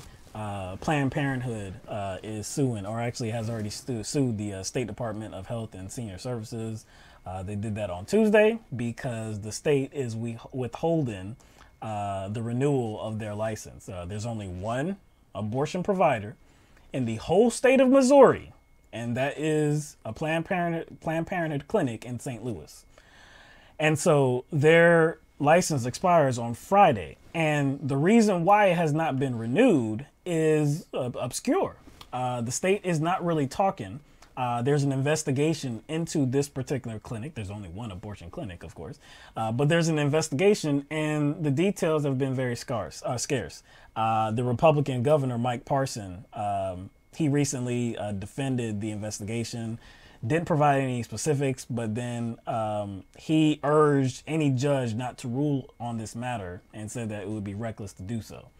So there was a hearing about that. Well, there was a scheduled hearing, but it was pushed to actually today. So I don't know what happened. Like I said, I haven't got any updates yet. But again, tomorrow their license is expected to expire without them, without the state renewing it. This all seems to hinge on a demand to speak with certain physicians at Planned Parenthood. But Planned Parenthood has granted them access to two of the physicians. The other physicians, which it also includes medical residents and trainees as well. But these people do not actually work for Planned Parenthood. So they cannot compel them to actually, I guess, give themselves up to speak to the state. They have no authority over these people to say, hey, you have to go speak to these people, right? So because that is the case, the decision to withhold the renewal of their license should not hinge on the state not being able to actually interview these people, because Planned Parenthood has nothing to do with that. I think they know that. They're just trying to find some sort of excuse not to give them funding. And so the overall goal, the overarching goal is what? To outlaw abortion. To outlaw abortion in Missouri. To effectively overturn Roe v. Wade without officially overturning it. Right. You still have a right to an abortion. The Supreme Court said so. But we're going to take away the ability for you to actually have an abortion in the state of Missouri. Man. So, like I said, that's just an update. We will be, keeping you updated with that progress. Of course, we don't have a show until next Tuesday. So, all eyes on what's going to happen tomorrow, or maybe what's happened even today. I don't know if anything new has happened. If a judge did rule on the matter. I don't know. So we'll just, keep an eye on it. Let's go to the New Hampshire for a moment. The New Hampshire legislature voted on Thursday to abolish the death penalty. And so they became the 21st state to take such an action. The legislature made this move by overriding a veto by Republican Governor Chris Sununu. So Governor Sununu vetoed a similar measure last year. But now, this time around, they had enough bodies, they had enough support for this bill to override that veto. And so the Senate voted to override Sununu 16-8. And so it was enough to do it. So this is a little bit more information from the week.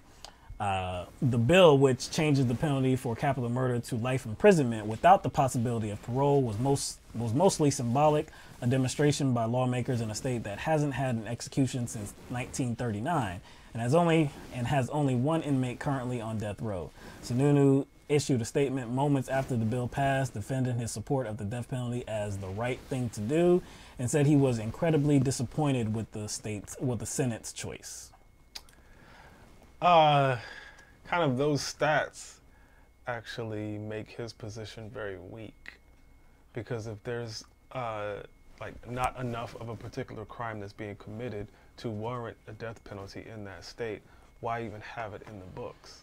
I mean, because obviously the death penalty is put in place because, you know, the government thinks that there should be a severe punishment for certain crimes, certain heinous crimes, and there's a bunch of these crimes being committed, and putting a death penalty on the table kind of acts as a deterrent, right? So if there's no real problem with people committing certain crimes that would even warrant a death penalty, death penalty, then what's the point in having it? And it's New Hampshire. It's a small state. It's a small state. And that makes sense. And with it being on the books, it hasn't happened since 1939. Hasn't happened since 1939. So there's obviously not anyone committing the types of crimes that would warrant that type of punishment, the death penalty. So, like, he's not making it doesn't make... He doesn't have a persuasive case to, I guess, to keep it on the books.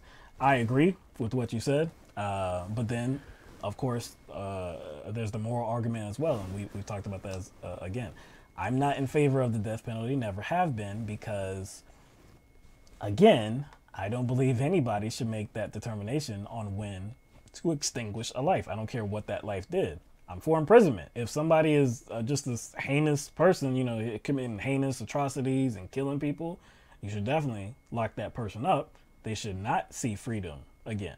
And there is, again, this has been changed to life without parole. So, cool. That's one aspect of it. Me saying that, you know, I don't think anybody should have the right to decide when to kill, you know, whether that be an individual choice or state choice, a government. I don't think anybody should have the right to do that, right? But secondly, we know that there are innocent people in prison. That's exactly what was going through my head. If we know that there are innocent people in prison, if we know that there have been innocent people that have even been put to death, then why in the hell would we still back such an archaic and cruel punishment? I would actually take it further than that. I would take it further than there being innocent people in jail. I follow a Facebook page. I don't even know if they have a Twitter, but I follow a Facebook page. I think it's called the Innocence Project. They're always getting people free. Yes. It's crazy. Like every day I go to the page. Well, I got them on see first, so I see all their posts all the time. I'm like, another one? Right. Another one? Another one? Another one gets off? We talked about one of them. Maybe there was a few weeks ago where this guy. No. It was two. It was two guys. I think they were cousins. They were cousins. That? Yeah. And initially, one of the guys was charged with. They were both charged with a murder, but one of them was sentenced to death, and then that was converted into just life imprisonment. But they have recently been completely exonerated. And they were in prison for over 20 years, I believe. So basically, it's like another factor in why there's almost no way I can agree with the death penalty is how long it takes and how much feet dragging that goes on. Yeah. And guess what? The system in general. We already see how the system treats certain people. Right. We already see the inconsistencies within the system. We already see how it's kind of it favors wealthy people, and it has more of an effect on poor people. But it's just not fair at all. It's not consistent across the board. So I just don't think that we could have such a heavy penalty like that with a system that's already, has so many systematic inequalities. And another thing about that system that you're talking about is the jury vote, the conviction. The conviction is weighed so heavily. Do you know how hard it is to overturn a conviction? The steps, the whole process that you have to go through. Even if you have evidence that you would think proves your innocence, the jury in many, many cases still outweighs that evidence. There are so many requests for a new trial, because based on new information and this and that, because of statements that have been since just obliterated, or they've changed their statements. So many different situations, but because of that guilty vote, because the jury came back with guilty, they say that, well, you had a fair trial. It was a jury of your peers. They came to a decision. All this new evidence, I'm sorry, what am I going to do with that? The jury spoke. I don't care if you're innocent. With a system like that, hell no, we can't have the death penalty.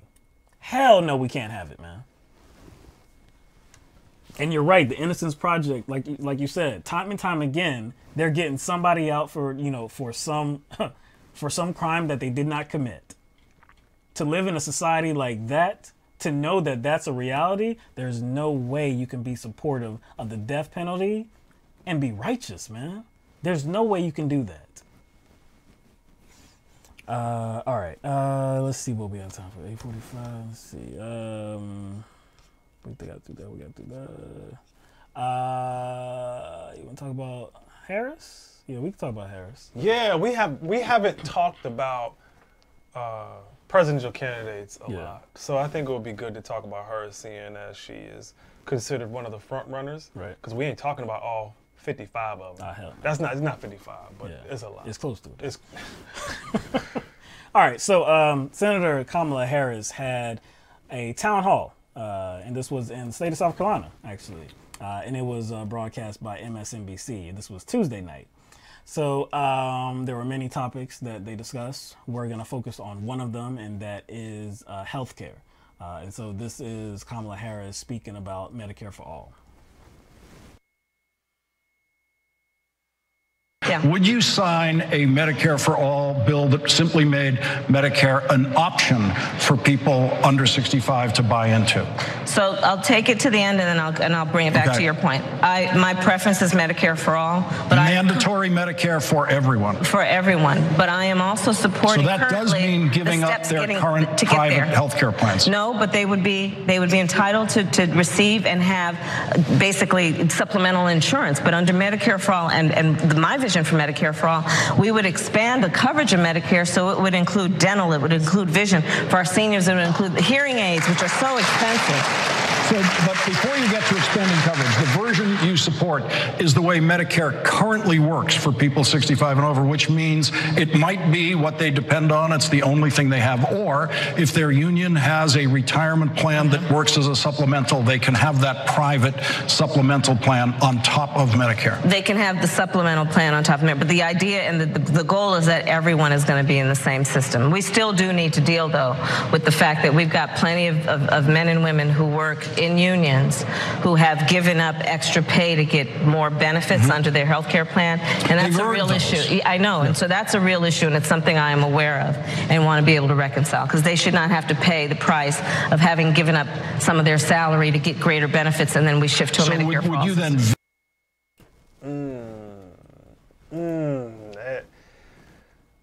I don't know if I like that answer she gave. It was very broken and convoluted. First red flag I noticed is she said her preference was Medicare for all. That was the first red flag I noticed. And then kind of Lawrence O'Donnell chimed in and wanted to clarify. So she's like, do you mean mandatory Medicare for everyone? And then what did she say? Yes, but I'm supporting or currently supporting steps to get there. Yes. That's what would rub a lot of people the wrong way, because when you lead with that, it means that you're already in a weak position. It means that it's negotiable what you will actually accept. She has come across very strong on this issue before. And we have noted that the first town hall that she had on CNN, she came across very, very strong, and she was not willing to equivocate or anything. She was not willing to relent that position of Medicare for all. She's one of the supporters. She's one of the co-sponsors, I believe, of the bill. Yep. So she was like, no, it's Medicare for all. She was emphatically saying that. Since then, she has been less clear on it. And in this moment right here, this has been the absolute less clear that she has ever been on it. To say that this is your preference and then say that you also support the steps to get there. Well, how long is it going to take to get there? And it looked like O'Donnell was like trying to get her to clarify this entire time. And it was kind of hard to hear what she had to say, because he himself, he's a smart host, he's a smart guy. He needed clarification, because I think he even noticed, like, okay, what are you talking about? And while she was giving her answer, when it concerned, I guess, a path to get there, he had a follow-up question, a second follow-up question that said, so does that mean giving up their current private health care plans, right? And then her answer was, no, they'd be entitled to receive and have supplemental insurance. But under Medicare, or my vision for Medicare for all, we would expand Medicare to include expanding the coverage of Medicare to include vision and dental for seniors. Like, what does that sound like to you? What does that sound like to you, Will? When she says no after Lawrence O'Donnell asked her about private health care.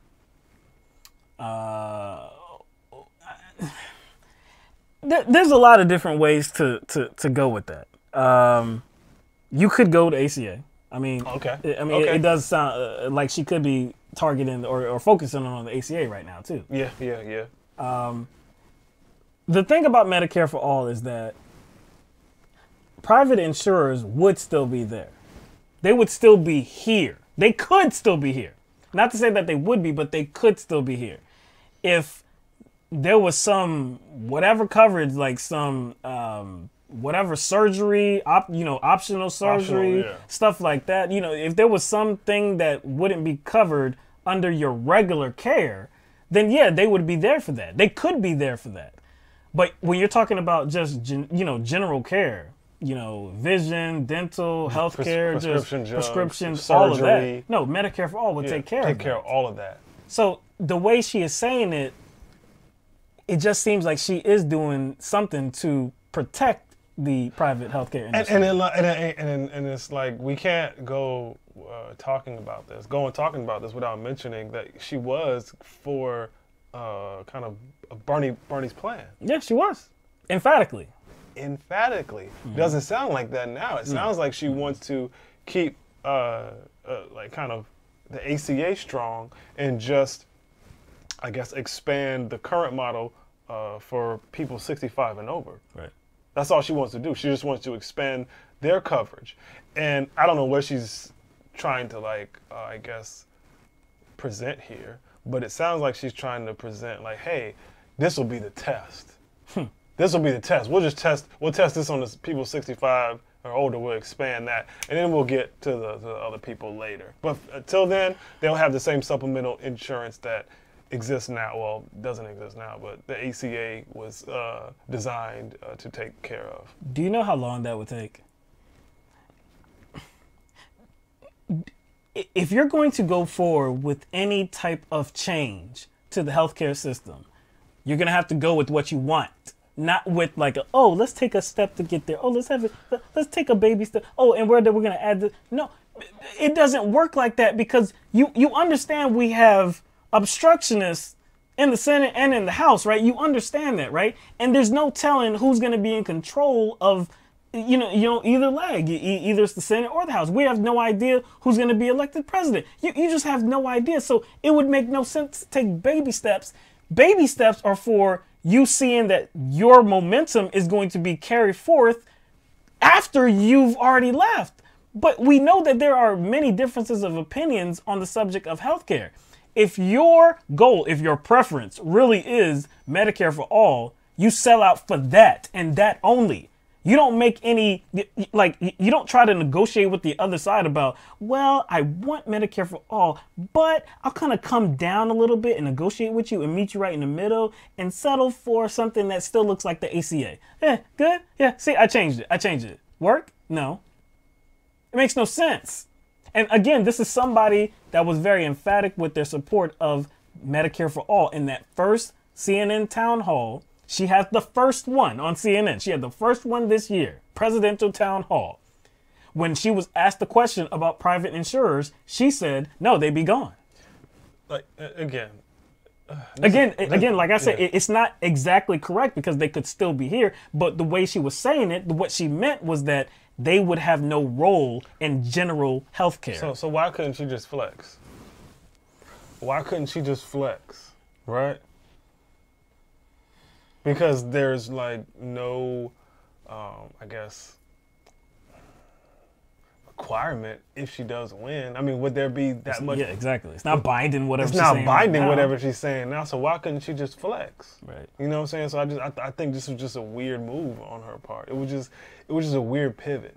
And actually, you know what? And going back, I don't even have to go back to the video because I remember what I said about this. Now, we've always promoted her as somebody that's phony. That's somebody that sounds and sells herself, bills herself as a progressive, but we don't know that that's actually the case. What we know of her past and her, kind of adopting positions, it just seems very convenient, right? So I don't really believe her to be so. But there was one thing that I said I believed that she would do.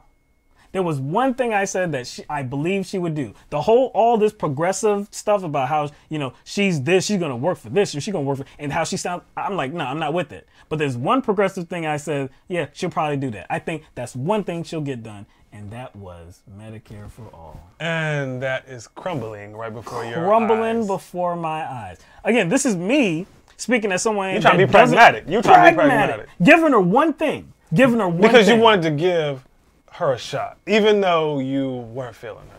Because, and it was more than just like believing her, because I don't believe her when she talks. It wasn't that. It wasn't like me just like taking in her comments. It was that, one, she made that transition to Medicare for all a while before her run for presidential office, right? Mm-hmm. She was one of the co-sponsors of the bill. Again, she was very emphatic for her support for this legislation. So if it's anything that she's going to like sell out for, really try to make happen to get the support of the people, because we know how healthcare is such an important issue right now in the country. It would be that issue right now because there are so many people that are supportive of Medicare for all now. So that would be the issue where she would stay. Everything else, she could kind of waffle and be like, I don't know. So you think that she could have just used it as her she could have. Her issue to just keep her foot in the door? She could have.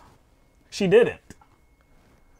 But unfortunately, I don't think that audience caught on. I don't know how the overall audience, those reviewing that town hall at home, kind of received that answer. Mm-hmm. But judging from the response of the audience, people clapped. I was like, why are they clapping? I was like, why are they even clapping? Because I don't, like you said, I don't think they were realizing what they were hearing. Because, again, some of it sounded like she was talking about the ACA. Some of it sounded like she was talking about the public option. But then when she says, my version. She said, my version of Medicare for all. You know how simple it is to be like, I'm one of the co-sponsors of Medicare for all. That's my vision. You know how simple it is to say that? If you were really authentic, if you were really meaning what you were selling, when you were, because she was one of the people at the podium, right? With Cory Booker, Gaillard. Yeah, she was one of those people. This whole time, been promoting Medicare for all as the way we have to go. Was Kennedy up there too? Kennedy? I don't know. No, what are you talking about? Who Kennedy? Ginger. Oh, hell no. He wasn't up there? No, hell no. Who else was up there? I don't think, no. There was another one. It might have been Blumenthal. I think Blumenthal was up there. But yeah, man, this is a bad look for her. There's no reason to waffle if you know what you're talking about. If you really do have a vision, if you actually do have a preference, it's not just a preference. It's not just some like simple little decision, like some that doesn't really affect many lives. It's like, do I want tuna casserole tonight or do I want chicken? My preference is tuna casserole, but I can settle for some chicken. Nah. I did not expect you to go with that analogy. Because that doesn't affect anything, you know what I'm saying? I see what you were. That just came off the top, man. I know I was going to either. But still, if you really do have a vision, and it's not for me to put words in her mouth. She has let the words come out of her mouth that the way this country needs to go, her words, not mine, the way this country needs to go is Medicare for all. We need to sell out for Medicare for all. She said it herself. So does it make it worse? So does it make this kind of new position worse? Does it make it, you know what I'm saying? Does it mean anything? Does it make it worse for you? It makes it worse. Well, I already thought she was phony. Okay. But you thought she was phony, but you were still going to give her a chance on this one issue. On this one issue. And because I saw and now that she is like slowly backpedaling. Yeah.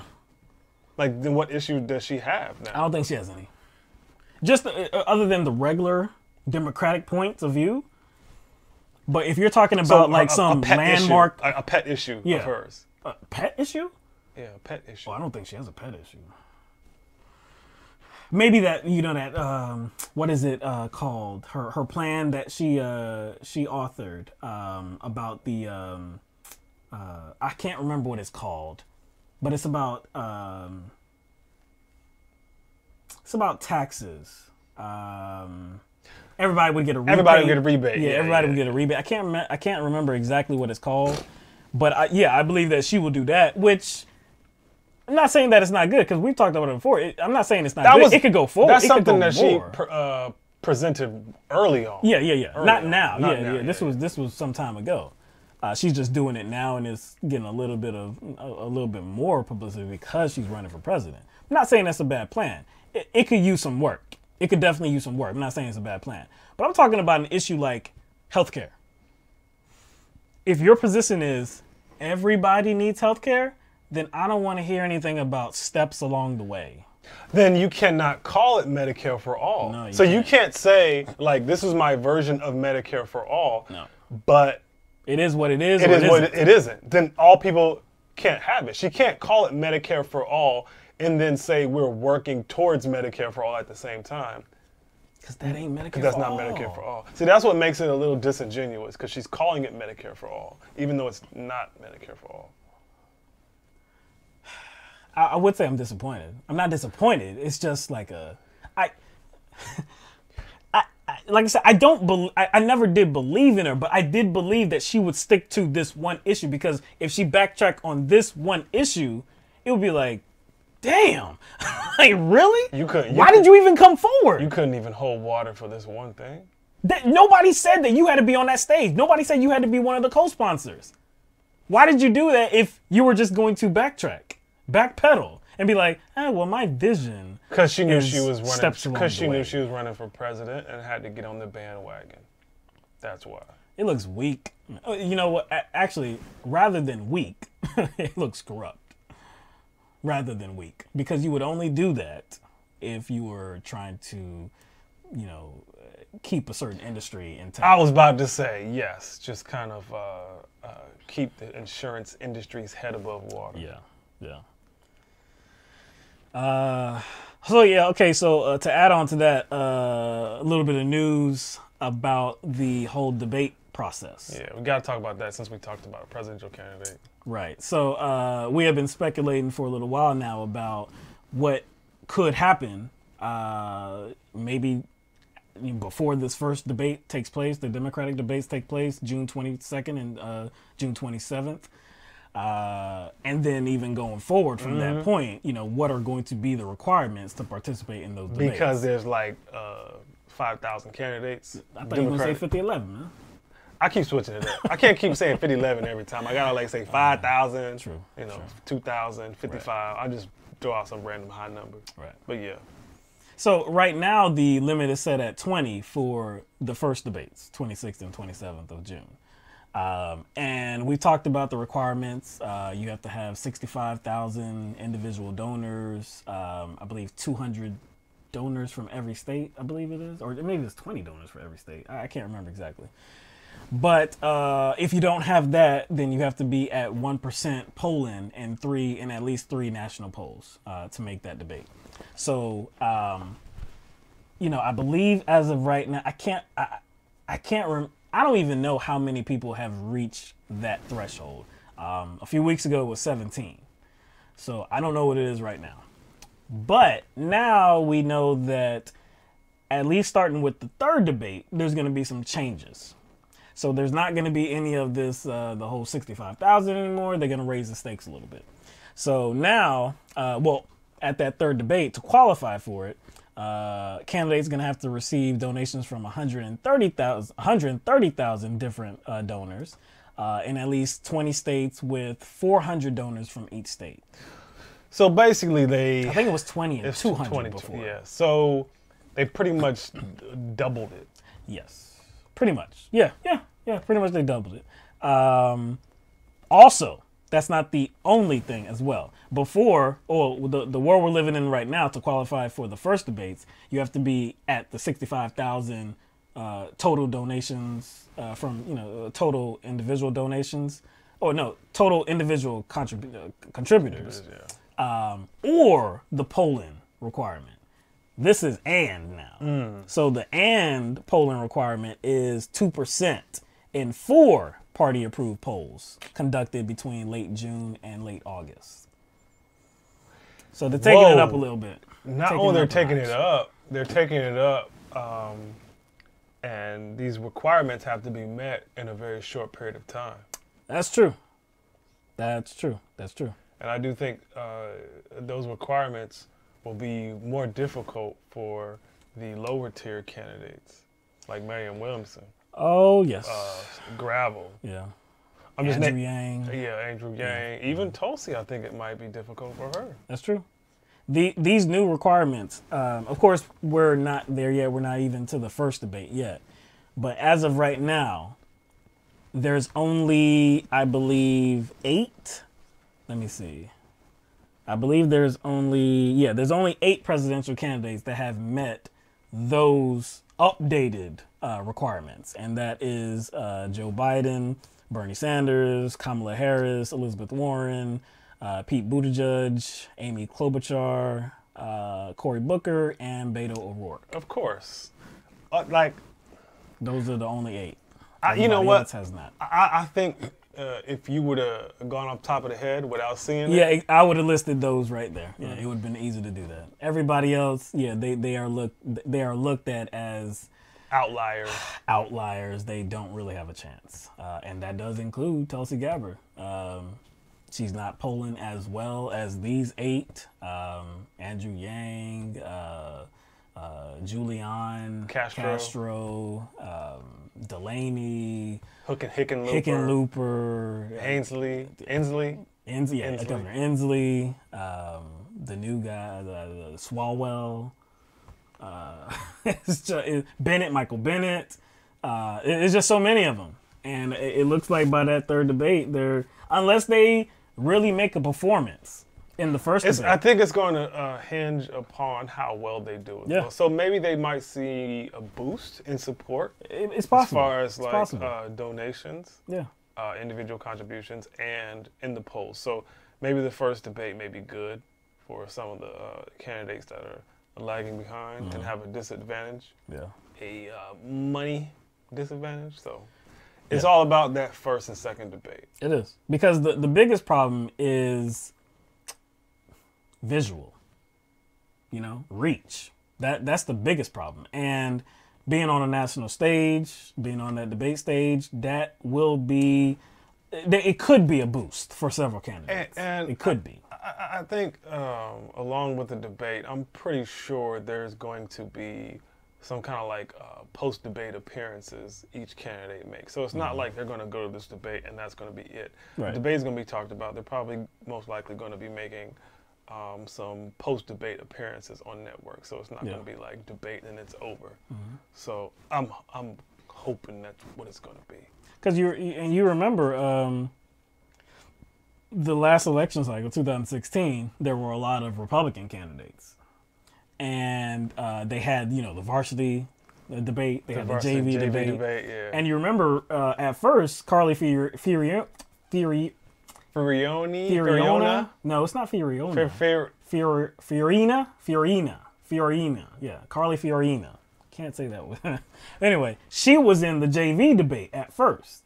But she did well enough in Republican circles and conservative mindsets or whatever, where she elevated herself up to the main stage. Of course, it didn't end up working. It didn't last long, but for her, she at least got there. She at least got there. She enhanced, basically her being, support. Yeah, basically her being there and people getting a chance to see her. Yeah, because who the hell knew who Carly Fiorina was at that time? Nobody did. So she did herself some good. It's just that, it didn't work all the way. She didn't become the nominee. But anyway, it looks like these bottom tier candidates, the people that are outside that top 8, they got their work cut out for them. They're gonna have to really shine at that first and possibly second debate. First and second debate, and they're gonna have a mean ground game.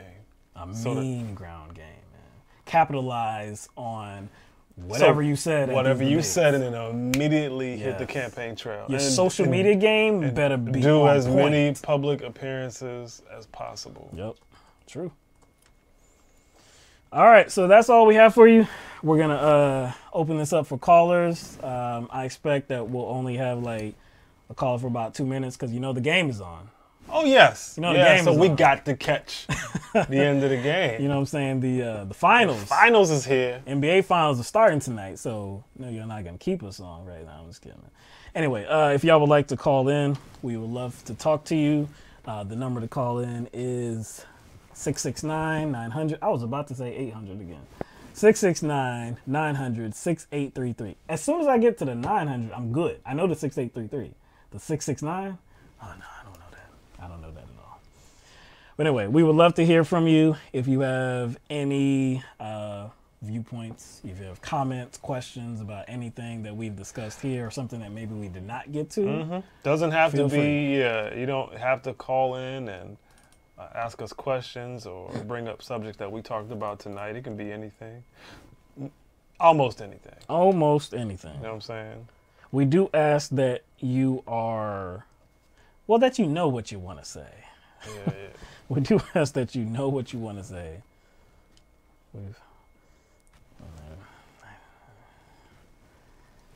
All right.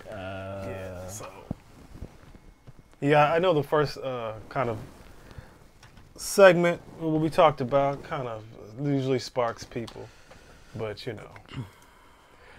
my thing is I just want people to be logically consistent. That's all. That's all I want people to do is be logically consistent. You know what I'm saying? About things, I get where you're coming from. We try to live in a world here, We try to live in a world of objectivity, in a world of reasoning, logic, reasoning. That's the world we try our best to live in. I try to kind of encourage people to have critical objectivity, not just have critical thinking, but critical objectivity, because the first subject matter was Trump, and there's a lot of different narratives going on surrounding him and what he's going through now. And there's a lot of agitation, and what people are agitated about, I don't know. I'm not taking seriously. Like the whole dossier thing, this pre-election stuff that people are mad about, or has been pushed by Trump, his administration, and Fox News. People are mad about that, the whole dossier thing, and the whole op research, or people thinking the op research, or presenting this narrative that op research is what led to the investigation, blah, blah, blah. And okay, if you're going to have that position, okay, fine. I just wish if you had that position, you would be logically consistent and I guess be just as outraged or, speak out when it happens all the time, even if it's with somebody you don't like, if you are a principal. So if you are carrying that narrative, which is actually not true, about, you know, the dossier and all that stuff, the pre-election stuff, and op research leading to the investigation, I would expect you to be just as outraged if it happened on the other side. And it actually did happen on the other side. How do you think the Clinton Foundation investigation came about? That was going on like the first year and a half the Republicans had control of the House. How do you think that investigation was sparked? So yeah, that was sparked in the same way. All right, so we got some callers here. Let's get to the first one. It's from the 214 area code. You are on the air live with LTMB. Hello, fellas. Happy almost weekend. It's Sharon Formation here. Sharon, what's going on? How are y'all? I'm doing pretty good. I am ready for the weekend. I don't know about y'all. Yeah, I'm just ready for just anything. Right? So I had to skip out because I'm planning a trip to visit my family in Alabama in a couple of weeks, and I was talking to my sister, but for the comments that y'all did talk about, the Mueller investigation, you know, I'm so sick of Trump. It's Trump, Trump, Trump, Trump. I'm sick of him. So anything to do with him, I'm just starting to check out, y'all. I don't know. I gotta protect my sanity. Yeah. You know, I did want to comment on these abortion bills. You know, it's quite one thing to have politicians use this very personal and painful issue that women have to go through sometimes to push to get votes from religious people. I mean, let's face it, that's what they do for it. That's what they do it for. I think that there's one group of women that get completely left out. I mean, yes, there's exceptions for their health. There's exceptions for rape and incest in some cases. And then as we see, you know, there are many cases where those aren't even exceptions. But what we're missing are the women who are told that their fetus has severe abnormalities. How immoral is it for politicians to force women to carry malformed fetuses in their womb for however long that, you know, entity is able to survive in the womb, and then to force it to be born and live, and if they even live, they're going to be in suffering and pain potentially, and then you got the costs of it, the financial aspects of it. It is just sickening and immoral, and the whole issue just makes me physically nauseous. I can't even go on about that because it's a very personal issue. I've had many miscarriages in my life trying to have children, and to think that I could go to jail. I mean, what the fuck are these people thinking? You know? So yeah, I just wanted to rant a little bit about that. I tried calling you guys the past two shows, and it said that the meeting had not started, and I don't know whether y'all cut it off at a certain point. Does that happen? If it's towards the end, then yeah, because we only have a certain amount of time for calls. Oh, okay. Well, I just wanted to let y'all know that in case there was anything, you know, wrong. But and then I'll just end on another little quick rant. You know, the death penalty. We need to have a lot less death penalty.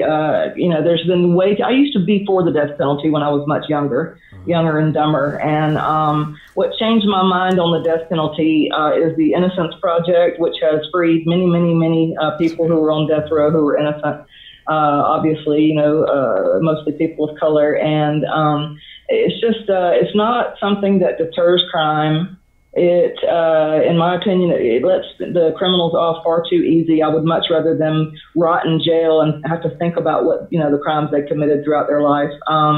And another, if y'all haven't ever heard of the West Memphis Three, it was about three kids in a town who were convicted of murdering two little boys.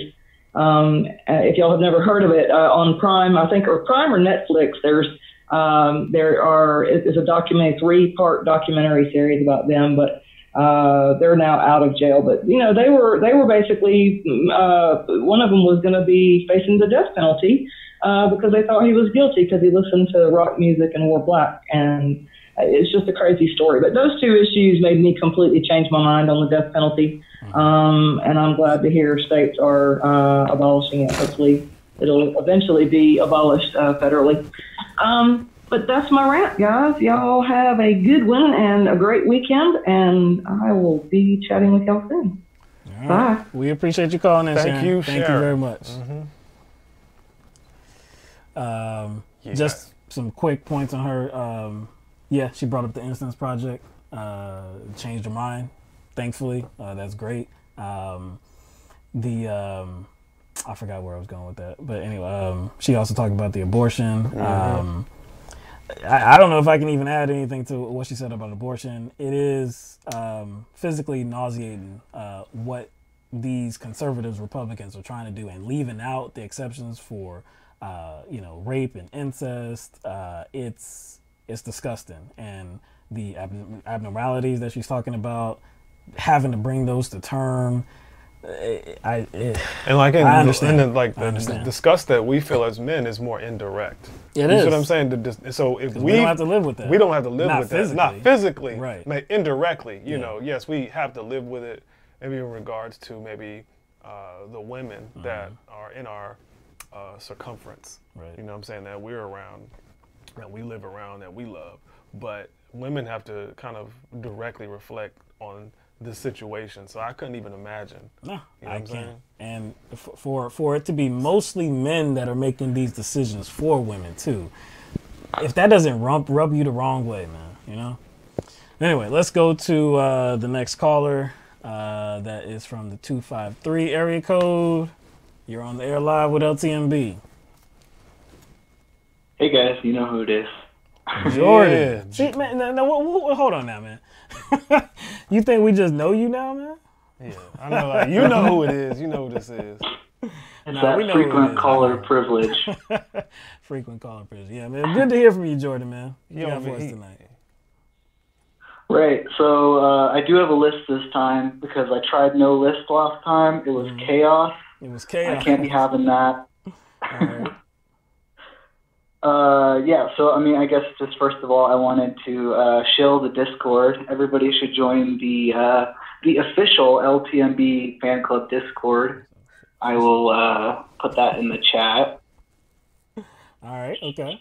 We have after show conversations, and I'd like to help build out the community with that. So y'all have like it's like a little LTMB after dark going on. Yeah. Last episode, afterwards, I think we had like 5 people, and we just chatted for a few hours afterwards. Oh, that's what's up. I like that. Man. I like that too. A little LTMB click. Yeah, a little community. Clicked up over I like there. That. I like that. Okay. Yeah, we at least get all the regulars in there. Yeah. And then I wanted to say we pushed Sangria day to Tuesday so that we have the weekend to get all the ingredients. Yo. So I like how this mother updating us on this. He's like reading the minutes. He's reading the minutes from the last meeting. Somebody's got to do it. All right, man. All right, yeah. So Sangria on Tuesday. Everybody needs to remember that. Okay, so and then I have 3 things on the list. I have voting third party, death penalty, and then racial bias. The three subjects I had typed up during the show. Yeah, man. Give them to us, man. Give them to us. Right. So I think I put voting third party because people were talking about that in the chat, and I had mentioned that, and people who are like, pretty hardcore lefties aren't going to like this, but I would vote for Warren if I had to. But I wouldn't vote for anybody right of her, and I wouldn't like it, but I'd do it. You mean in the primaries, or are you talking about in the general? No, in the general. Like if it came to her, I wouldn't vote for her in the primary. Oh. But if she somehow miraculously won the primary, I would vote for her in the general. Dude, if anybody is upset with you for saying that, they're ridiculous. Straight up. Yeah. I do. I think so too. I think that's one of those situations where you have to bite the bullet. You know, although she does have her flaws, I don't see how anyone can say that she is not a step up from Hillary Clinton. She's by far. Well, I mean, there are many people that are more flawed than Elizabeth Warren. Even though she has a lot of problematic statements, like what she says, I'm a capitalist to my bones. Yeah. She says Assange is a bad actor. She backtracked a little bit on single payer. Will brings that up. She did. She says we need to stand up to Iran. She voted to increase Trump's military budget. She stood and applauded when Trump said, "We'll never be a socialist country." And that kind of ties into her, "I'm a capitalist to my bones." But again, we have to remember she used to be a Republican. That's another thing too. But go ahead, ma'am. Yeah, I mean, yeah, she has she's introduced policies, and she has enough of a history of doing some good things that I would be able to stomach voting for her. But anybody to the right of Elizabeth Warren, to be honest, I don't think I could stomach voting for them. Like ever. Biden? Like Biden? Yeah, like no. Yeah, if Biden won the nomination, I'm probably not going to vote. Yeah, because or I'll vote third party in protest. Yeah, sitting out or voting third party, won't. I don't know if it'll make much of a difference because Biden is essentially right wing. He's essentially right wing. He's just a more like I want to say he's a softer version of Trump, and he's not as demonstrative, and he's not as petty. I will say he's not as petty and demonstrative. But if you just look at what he stands for and how out of touch he is. You're right, and both of you are right about who Biden is, and I think he's the worst candidate in the Democratic field. I would still vote for him over Trump. I would still vote for him over Trump, and the reason why I would still vote for him over Trump is because I am going to vote. I'm not going to not vote. I'm going to vote, and the reason why I would not vote third party this time around, I did vote third party in 2016. The reason why I wouldn't do it this time is because I don't believe it would do anything. In 2016, we believed that it would actually do something. And we had good reason to believe that based on what type of environment that the last election created. Yeah. We thought it was the soil, had been fertilized. Yeah. But this time around, plowed. This time around, there is no evidence that anything like what we thought could happen in 2016 could happen, in 2020. There's just no evidence. So I would, for me, it wouldn't even. I would not be encouraged by doing it. It wouldn't be something I'm just jubilant about or anything. But no, it would be a clear choice for me, Biden over Trump, because there are many issues in this country that I would be with Joe Biden at the handles. I'd be concerned on a lot of issues. I'm more concerned with Trump at the handles. So I guess. Right. I suppose that just I respect that and the whole strategy aspect of it, and when you vote for a president, you're not just getting it's not about just one person. You're getting the whole party apparatus. True. Comes along with them, and clearly the Republican Party and their hyper-capitalist bullshit is really damaging. Yeah. But I don't know, man. I'd have to bring a barf bag into the voting booth, and I don't know if I could. I don't know if I could physically stomach voting for Biden. I understand that. Like I said, right now, maybe it'll change. Yeah. Look, I totally understand where you're coming from. Like I said, it's not something that I would do where it's oh yeah, Biden carrying signs over here. It's not something that I would just relish in the fact that I'm doing. It's just like I said, Trump is Trump. Trump is Trump, and Trump is Trump. Yeah, so, I think that we should focus less on Trump and more on just the whole Republican Party and even the Democratic Party. Oh, no doubt. Just the whole corporate establishment. To me, Trump is just some grifter, some loser, and he's going to be gone in no time. And really, it's the whole establishment, it's the corporate establishment that pushes the agenda. So, because he doesn't know anything. Exactly what you like, said. None of the things he does are like him having any kind of ideas about anything. He just fucking does whatever they tell him to do, or he has some stupid ass idea, and then he, he's a nobody. Like you said, the agenda. Once Trump is gone, the agenda remains the same. So Trump is just a figurehead right now. I mean, he's going to do. He's not doing much of anything that any other Republican wouldn't do. He's just doing it with a kind of a different ambiance. A different flavor. Just the mouth noises. Just different kind of ambiance to it. All right, Jordan, let's get to your next one. Okay, yeah. So next one was death penalty. You guys covered that really well, and the last caller made some really good points on it. I think all I wanted to say on that is that we kill innocent people with the death penalty, and it might not be a high percentage, but killing any innocent people isn't worth it. And then also it costs more to litigate the death penalty than it does to imprison somebody for the remainder of their life because of the bureaucracy and the lawyers and shit. So we might as well just put them in a fucking box for the rest of their life. And then if they're ever proved innocent somehow, then thank God we didn't fucking murder them. And you know what, I'm glad you reminded me. That's kind of what I wanted to say when Sharon was talking about it. Even if somebody, again, is the worst person in the world, I know in the United States, we don't really do rehabilitation. We just do imprisonment. I know a lot of other countries, they do, do rehabilitation. We don't do that. Fine, whatever. I'd like to see a situation change, but whatever. There's just no value in killing somebody, especially when you say it's more expensive than just imprisoning them. If they were made to stay alive, that would be a more just punishment, that they are alive but can't see freedom. Let them try to atone for their sins, for their misdeeds, for their criminal behavior. Let them try to atone. I'm not saying that they could atone for taking a life from somebody, taking a life from a family and friends. No way that you could actually atone for that. But that doesn't mean that their life is now rendered meaningless. It doesn't mean that they couldn't contribute something positive. There's a lot of people who go to jail and do positive things inside of jail. Exactly. And they have committed some of the worst atrocities that, this world has seen, right?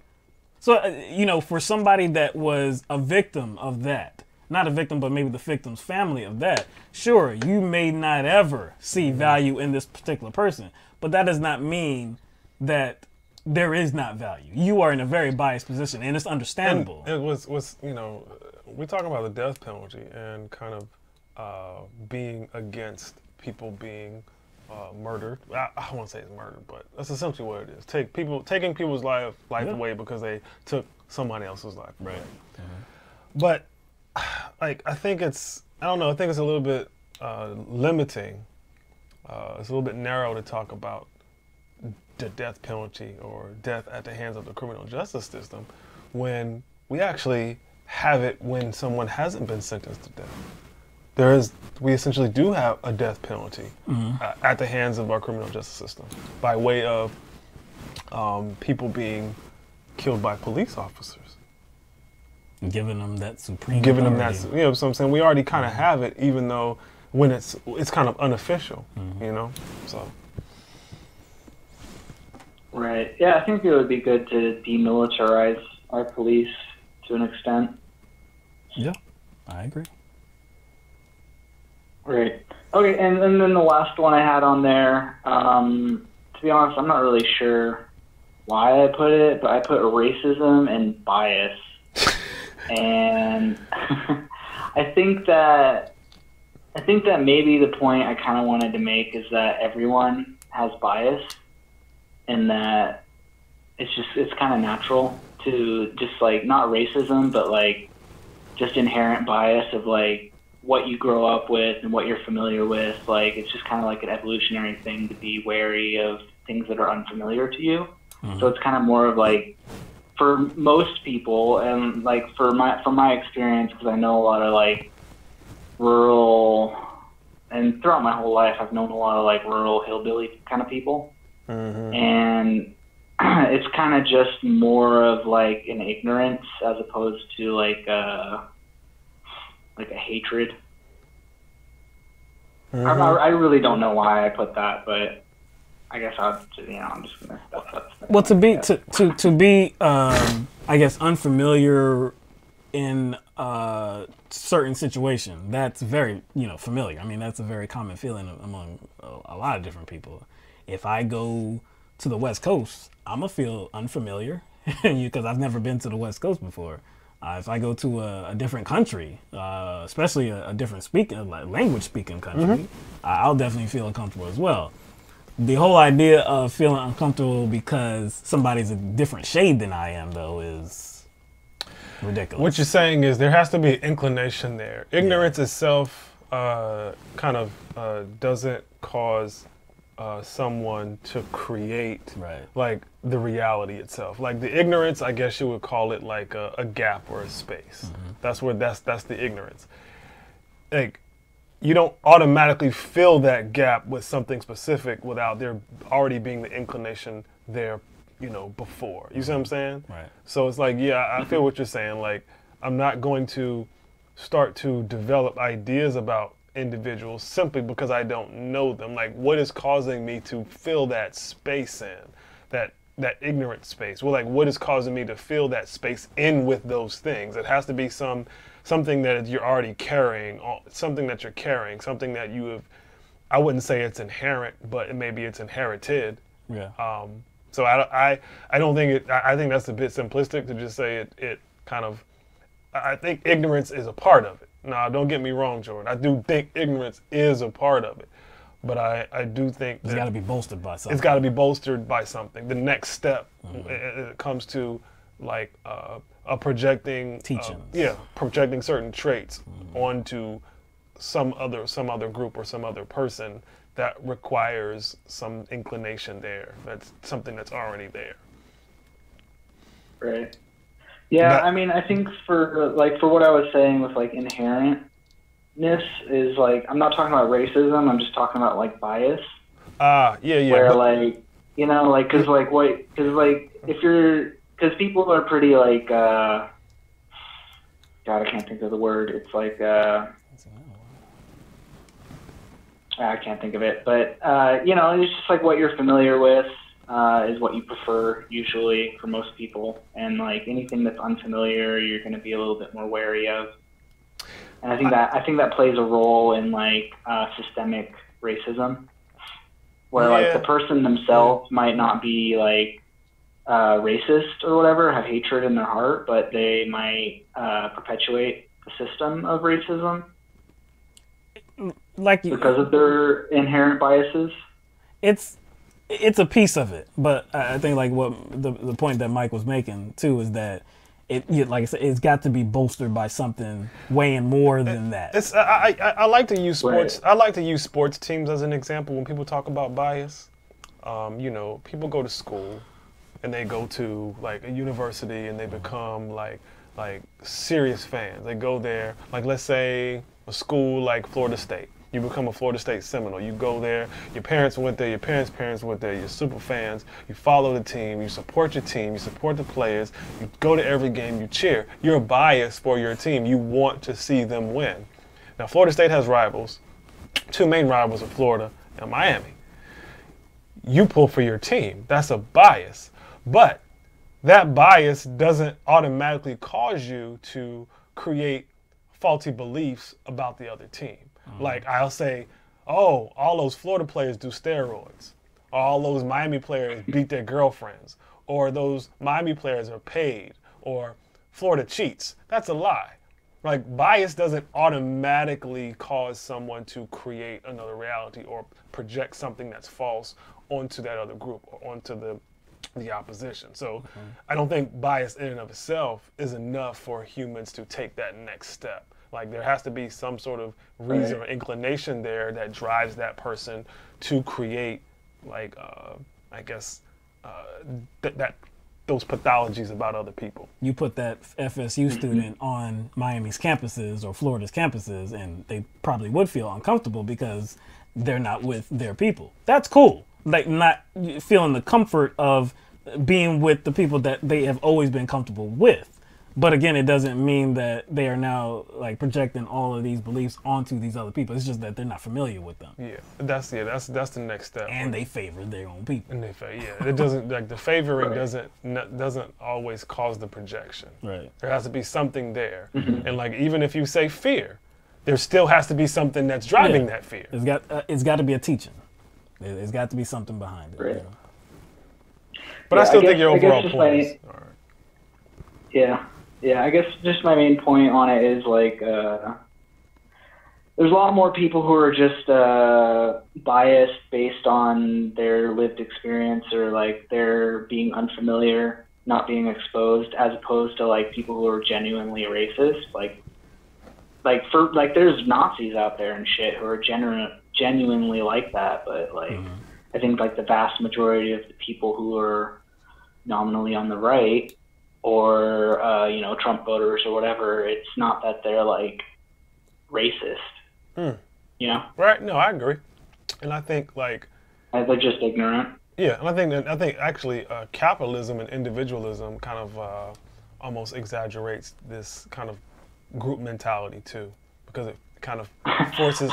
You know what I'm saying? Because it forces people to. If we want to get into that, man, it just exacerbates everything. You know, it's like the whole mindset of profit over people.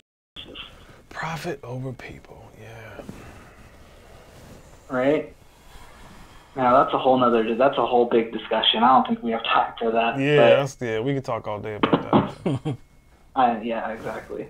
All right, well, that was my whole list, and I know you guys want to get going, so I'll call you next time. All right, man. Thanks for calling, Tuesday. Appreciate the call. Yeah. Join Discord.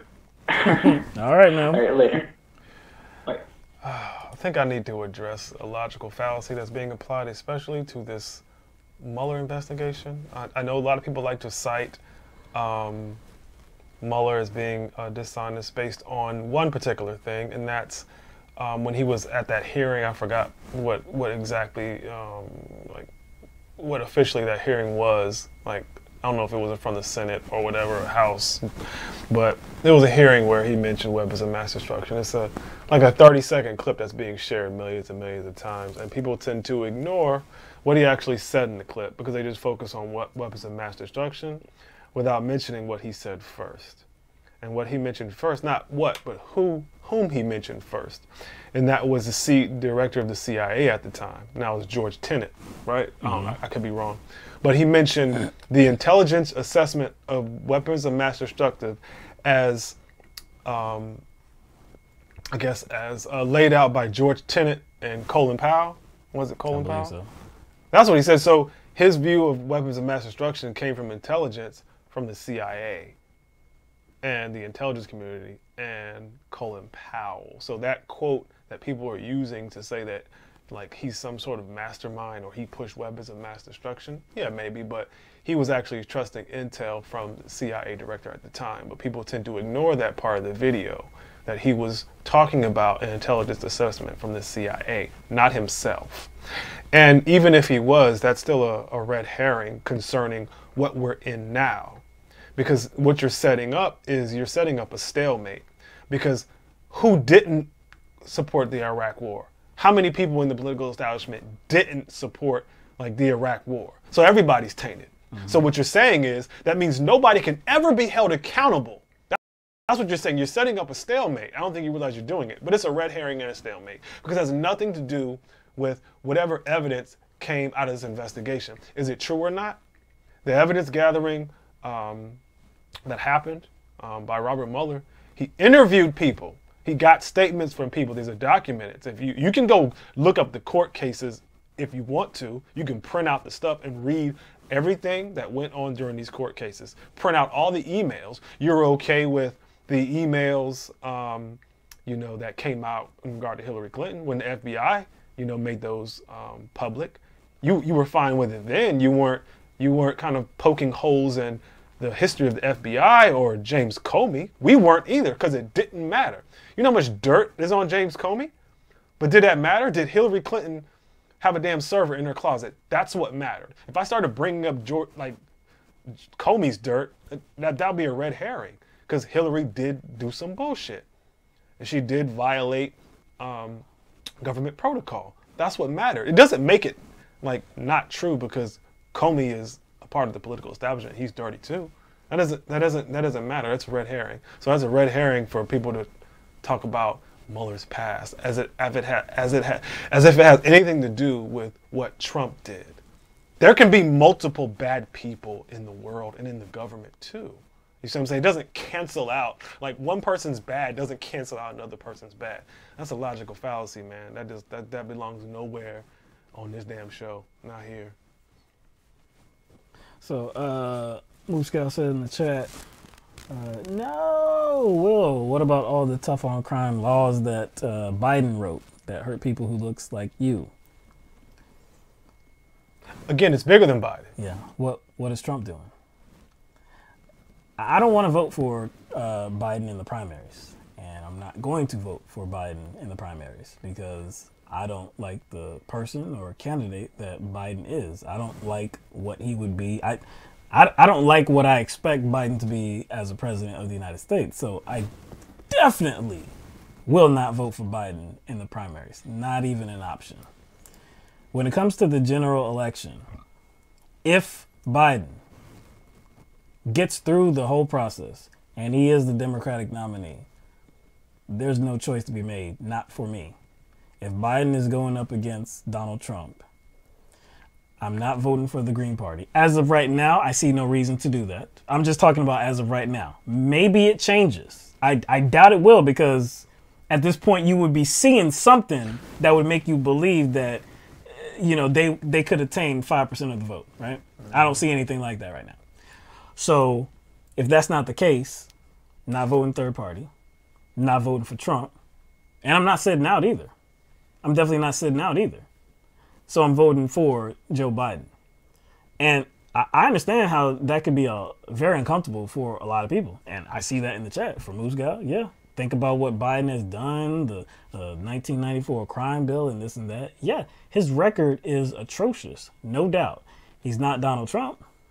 And we have to consider how much his presence will affect the direction of the Democratic Party. That's what we have to kind of consider. Will him being president, how much will that affect, the makeup of the Democratic Party? How much will that affect the agenda? We can't answer that question right now. Like I said, without there being because I would hope that whatever decision anybody makes, you have some type of goal in mind. Like you're doing it for a reason. There's something that you're trying to achieve. If you sit out, you're not achieving anything. And that's just reality. If you sit out, you're not achieving a damn thing. That's just reality. If you vote for a third party, and like I said, I did in 2016, Mike, we did that in 2016 because we believed that we could make some progress happen. Didn't happen. We thought it could though. We had a perfect situation. We had a perfect storm. It was a perfect storm. It was a perfect storm. I think everything was there to facilitate the two worst progress. Candidates. Well, in our lifetime. Yeah, in our lifetime at least. Yeah. So I mean, everything was there. We were like, let's push for it, man. Let's propel this forward. We could actually get somewhere, and then maybe after that, we could actually have more of a parliamentary system. I mean, you'd have to abandon the electoral college and do all this first. Of course, it would take a long time. But at least this would be a first step, right? Didn't happen. I don't see that possibility for 2020. And if I don't see that possibility for 2020, why would I not vote for the Democratic candidate? Really, whoever that is. Unless the Democratic candidate is Mike Pence or... that's a stretch. Mitch McConnell. If it's somebody like that, then yeah, I have to think about it. Be like, damn, now that's a tough decision. That is a really tough decision. But when I think about a lot of different issues, is Biden to the left of Trump on a lot of different issues? I wouldn't go as far as saying he's to the left per se. I would go to the left. I would say that. I do think would be a difference in approach on certain things. I'm not saying, and look, and by saying that, Well, of course, we're of course not talking about every single issue. We're of course not talking about every single issue. But on many issues, is Biden going to be to the left of Trump? Yes. I don't know how. On, you know, the news of the day. I mean, not news of the day. I mean, we've been talking about this for, you know, weeks, months. We're talking about. Would he use the office for personal gain? Would he insert family members and give them security clearance to allow them an inside track to make deals for them and themselves and deals for him? So deals for Trump, deals for Ivanka, deals for Jared. Give them all security clearance so they have classified information available to them, so then they can go profit from their father being in the executive branch. I don't think Joe Biden would do that. And I think that that's another aspect of this Trump investigation that for some reason people are ignoring. So it's not just about Russia, it's about Israel, it's about the United Arab Emirates, it's about Jared Kushner, it's about Ivanka, trademarks and all that stuff. So if you're just focused on like Russia, I think it's wrong. And I'm not going to like, I don't give a damn what Rachel Maddow says or how CNN approaches the subject. That's not my problem. I'm not going to ignore a particular topic because somebody else covered it wrong. I'm going to cover it right, and I'm going to deal with all the aspects of it and not just Russia. And I do think there's too much of a focus on Russia when just Trump has. Yeah. Trump has like. Let's stay with Biden though, Phil. I'm saying I don't think we'd be dealing with any of that. Right. That's right. what I'm saying. Okay, I don't think we'd be dealing with any of this. No. But like, okay, so on other issues as well. What about on a woman's right to choice, the right to choose? Do you think Biden would be better? Do you think that he would appoint somebody to the bench that would try to gut Roe v. Wade? Probably not. Probably not. I don't think so either. Would Biden try to gut the ACA? Probably not. He would probably want to keep it. He would probably want to keep it. Now we want more. We want more. But at no least he's doubt. not trying to gut it. That's what I'm saying. I'm not talking about like, hey, Biden is great. Not talking about that whatsoever. I'm talking about, is his decision making going to be better or worse than Donald Trump? Because that would be the reality that we would be living in. I know Lisa in the conversation saying, you know, you have to fight at some point. You know, enough of this incrementalism, no doubt. Sitting out though, I fail to see how that's fighting. Who are you punching?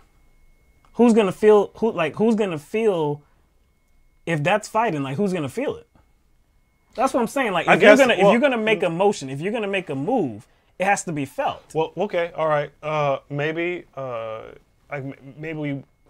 it's time for people to look past kind of national politics, and maybe that's the problem. Maybe that's our problem.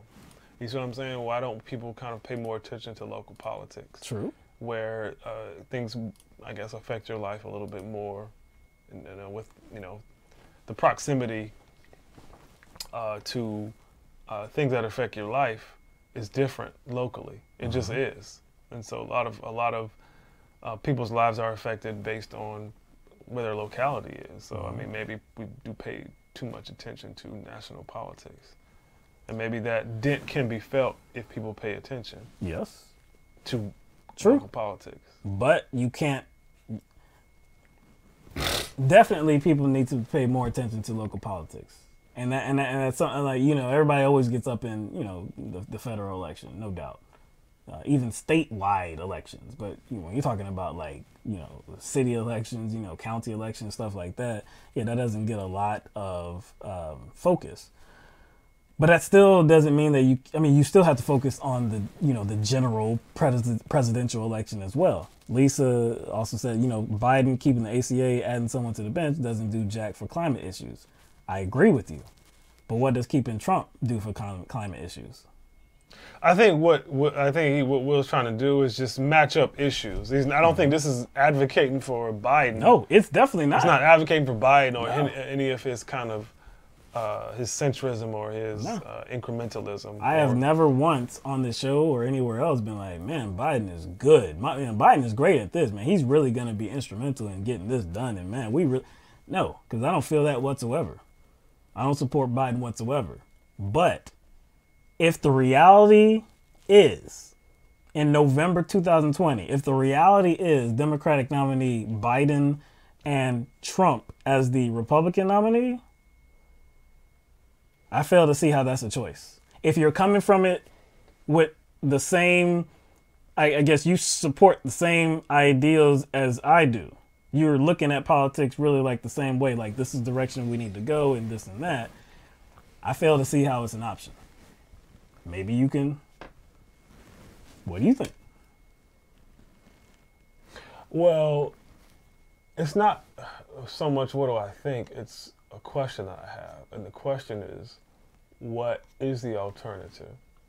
Okay. If the Green Party or any party, a third party that does have a platform that matches up with our ideals as progressives, if that party is not viable and cannot muster up any power or galvanize enough support to, cause a dent at all, what is the alternative? That's my question. So yes, I think the disgust is duly noted and it's understood. I think both of us understand the disgust. You know what I'm saying? Like, both of us can feel that we disgust. can feel that disgust. I mean, we it was last election we had that disgust. Exactly. So it's like beyond that disgust, because we can talk about that all day. I'm like, obviously we're definitely co-signing with that disgust with everybody in the chat. But my question is, what is the alternative? That's all. So if you're saying that like we still have to fight, that's no doubt a truthful statement. Definitely can ride with you if you say we still need to fight. But how? The manner of the fight. The manner what of is the fight? That's the question. Like, what is the fight? Because whatever fight that you want to wield has to make a dent. It has to be felt. It has to be felt. Right. It has to be felt, like you said. So that's why I mentioned local politics. So if you're not satisfied with your choices in national elections, for example, Joe Biden, I think the way that you fight would definitely have to be focused on local elections, which I would have no problem with. So you'd be like, okay, yeah, Biden, you in there, but yeah, we're working to defeat you and kind of minimize what kind of influence you have by focusing on, local politics and trying to get other people to do the same thing and spread that message across the nation. That is the only way that, an approach like that in the face of a Biden and a Trump choice. That's the only way, it would have an impact. Or you would have an impact. We're fighting, like you say, Lisa. Primaries are going to be very important. And you're talking about, local races, even in national races, state races. Like, primaries are very important. So there's no way I would advocate for, supporting a centrist, a quasi-Republican like Biden in the primaries. But again, in the general, I'm not so much thinking about incrementalism, because we have to be truthful, okay? This and this is real, okay? You just have to be truthful about like what's going on. I don't want to live in a world where we have a system of a lesser of two evils. Does that mean that that's not the system that we live in, though? No, that's currently the system that we live in, because the dominant parties in the United States of America is Republican and Democrat. That's it. For decades. I mean, there's not been another president that was not part of those two parties. That's just the way we have it right now. I hate it, but truthfully, honestly, that's the system that we have. So to just turn my back to it doesn't make it go anywhere. To fight against it, okay, cool. But like you said, like, what's the manner in which we like engage in this fight? Like, what weapon are we gonna hold? If it's that we just choose to remain out of elections if there's a candidate that we don't like, because that candidate is not going to do anything to like move our needs forward, we're not going to get anywhere. Because as many of you as you think there are that like, you know what, we can't stand Biden, we're staying home. That's not going to be felt, because there are going to be so many other people that are like, no, we're voting. We're voting. and we know we live in a system of two evils, lesser of two evils, we're voting for this guy, even though our principles don't line up with a lot of his. We're still voting for him because he's not this guy. Lisa mentioned where she lived and kind of highlighted how a local fight wouldn't mean anything for her. I can see that being true for a lot of people, but my question still stands. If how you vote in a national election is not going to affect you, and you still want to fight, and also approaching it an alternative way, local, doesn't, have an impact. How do you fight? That's still the question, still open. So we live in South Carolina. Yeah, we live in South Carolina, so we know what you're talking about. So it's tough for us too. It's tough to gain any traction. It's tough for people in our position and our economic level to kind of organize with other people who are in our situation, because most people don't even have time to fight. We just went through through the primaries last year in South Carolina. I mean, the local elections, the statewide elections as well. No, we didn't have a statewide election, not for Senate. But so we have representatives. We have representatives. Okay. I believe it was Smith, right? No, we did. Well, that was statewide.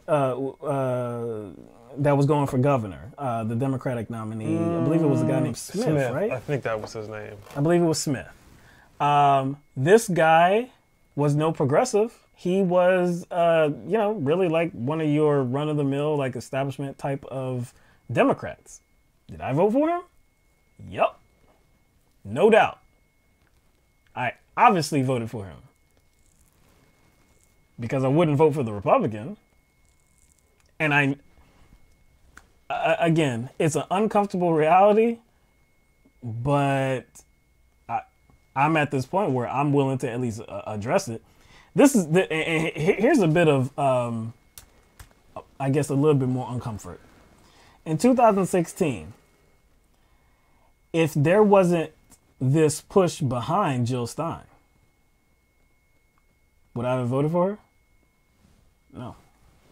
It's actually interesting. So who would I vote for? There was more of a push behind Gary Johnson. Gary Johnson got a lot of votes. He was ahead of Jill Stein in most states. Oh yeah. He got way more votes than Jill Stein. Way more votes. But I'm saying, if Jill Stein wasn't if we didn't feel the momentum, if we didn't feel that there was honestly like a real push behind her, and that people were actually supporting her campaign, and that she had a chance to eclipse that 5% mark. If we didn't actually feel that, there's no way I would have voted for her, because it just would have been purposeless. So you know who I would have voted for, right? Yeah, I've asked you this before, but I've kind of not in relation to the election that has already passed, but I've asked you that in relation to upcoming election, if she would have ran again. I'd vote for her. The coverage that we did in 2016 about Hillary Clinton. You can go back and you can listen to all of it. I don't know if we had one favorable viewpoint about Hillary Clinton ever in 2000. No, every bit of our coverage was negative. That Shannon Sharp meme comes to mind. Nope. Exactly. Doc, you know what? We didn't. We didn't say one good thing about her.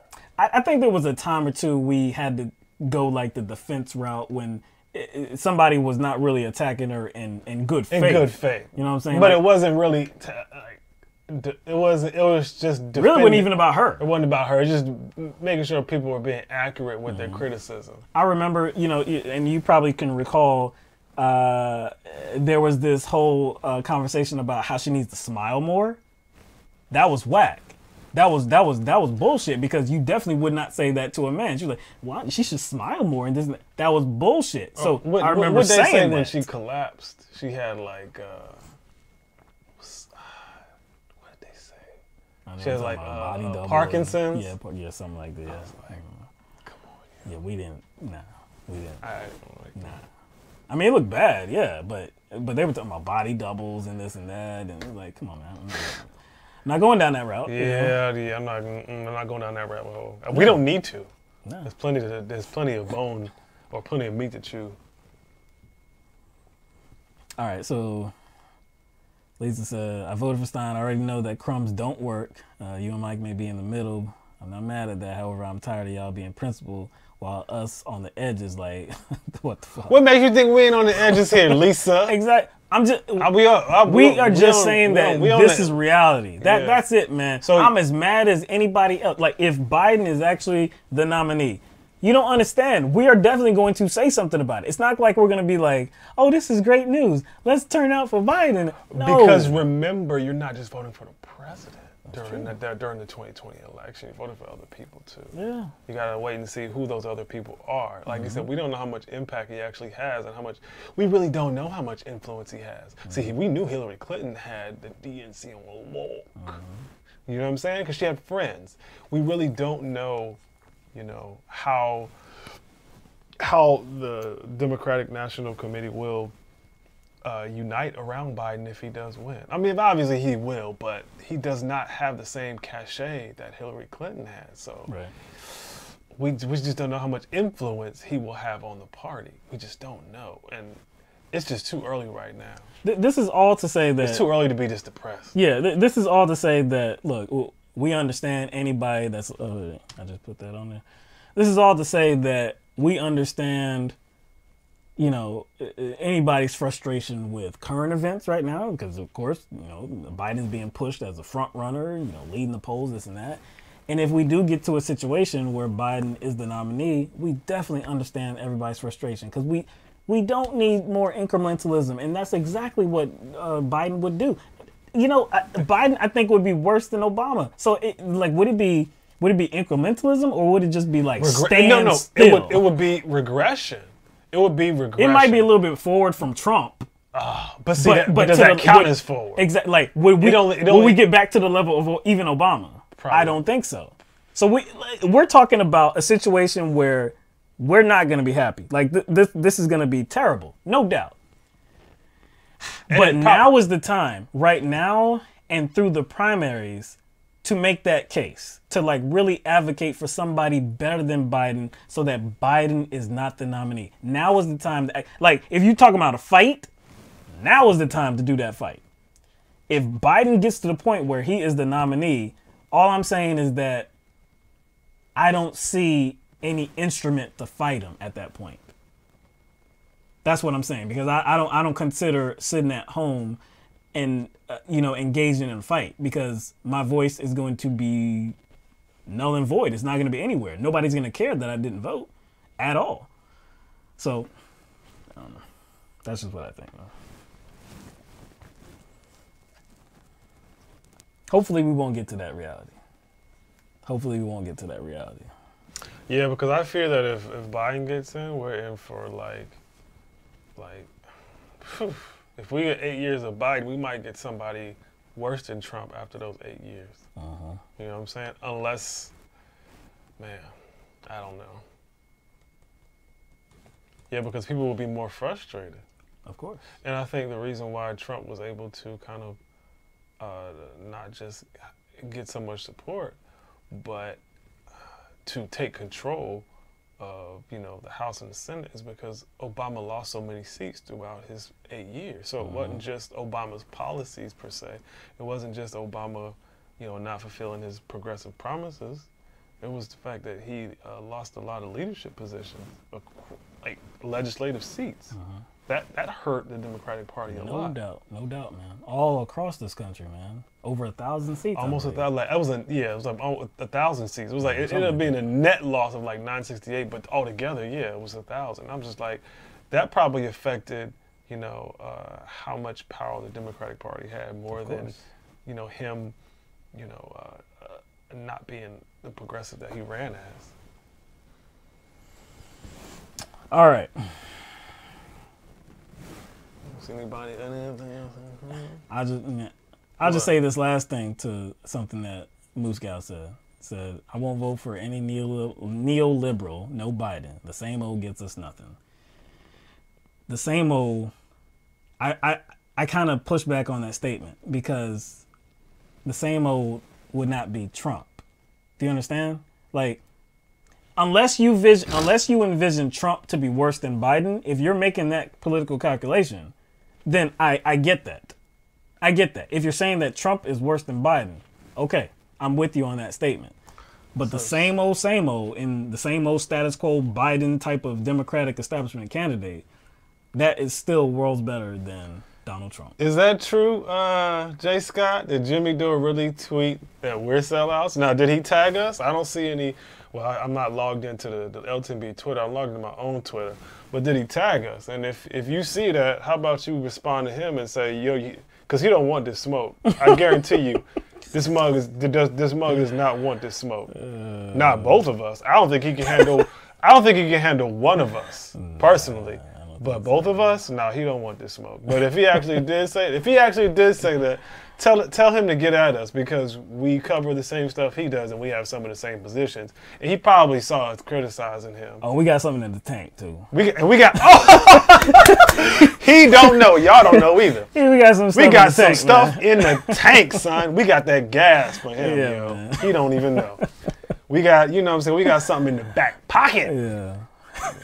We gonna pull up on him, man. we gonna pop the trunk for real. If he want to come at us, man, I'm telling you. We riding with something. Anyway, all right, we're gonna get out of here, man.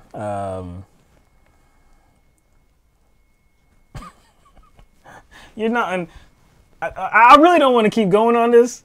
Moose Gal, I said, I understand what you're saying. I'm a black man, okay. Why would I vote for Biden? I said Biden. That's from Chicago Fire stuff. Why would you vote for Biden? He made the criminal justice system worse for people like you. Vox did an article how Biden wrote a lot of those tough on crime. I'm familiar, Moose Gal. I'm very familiar with what Biden is and his past record. We talk about it. If you heard what I said the same old, as in the same old Democratic establishment status quo candidate is still better than Donald Trump. So I guess that's not saying that they're good. Yes, no. This isn't a case. I am not. If you're confusing this as me saying that Joe Biden is a great candidate and he will lead us to a better future, if you're confusing my words as saying that, then let me clear it up. I'm not saying that whatsoever. What I'm saying is that I don't know that there is a Democratic candidate, and that includes Joe Biden, that is worse than Donald Trump.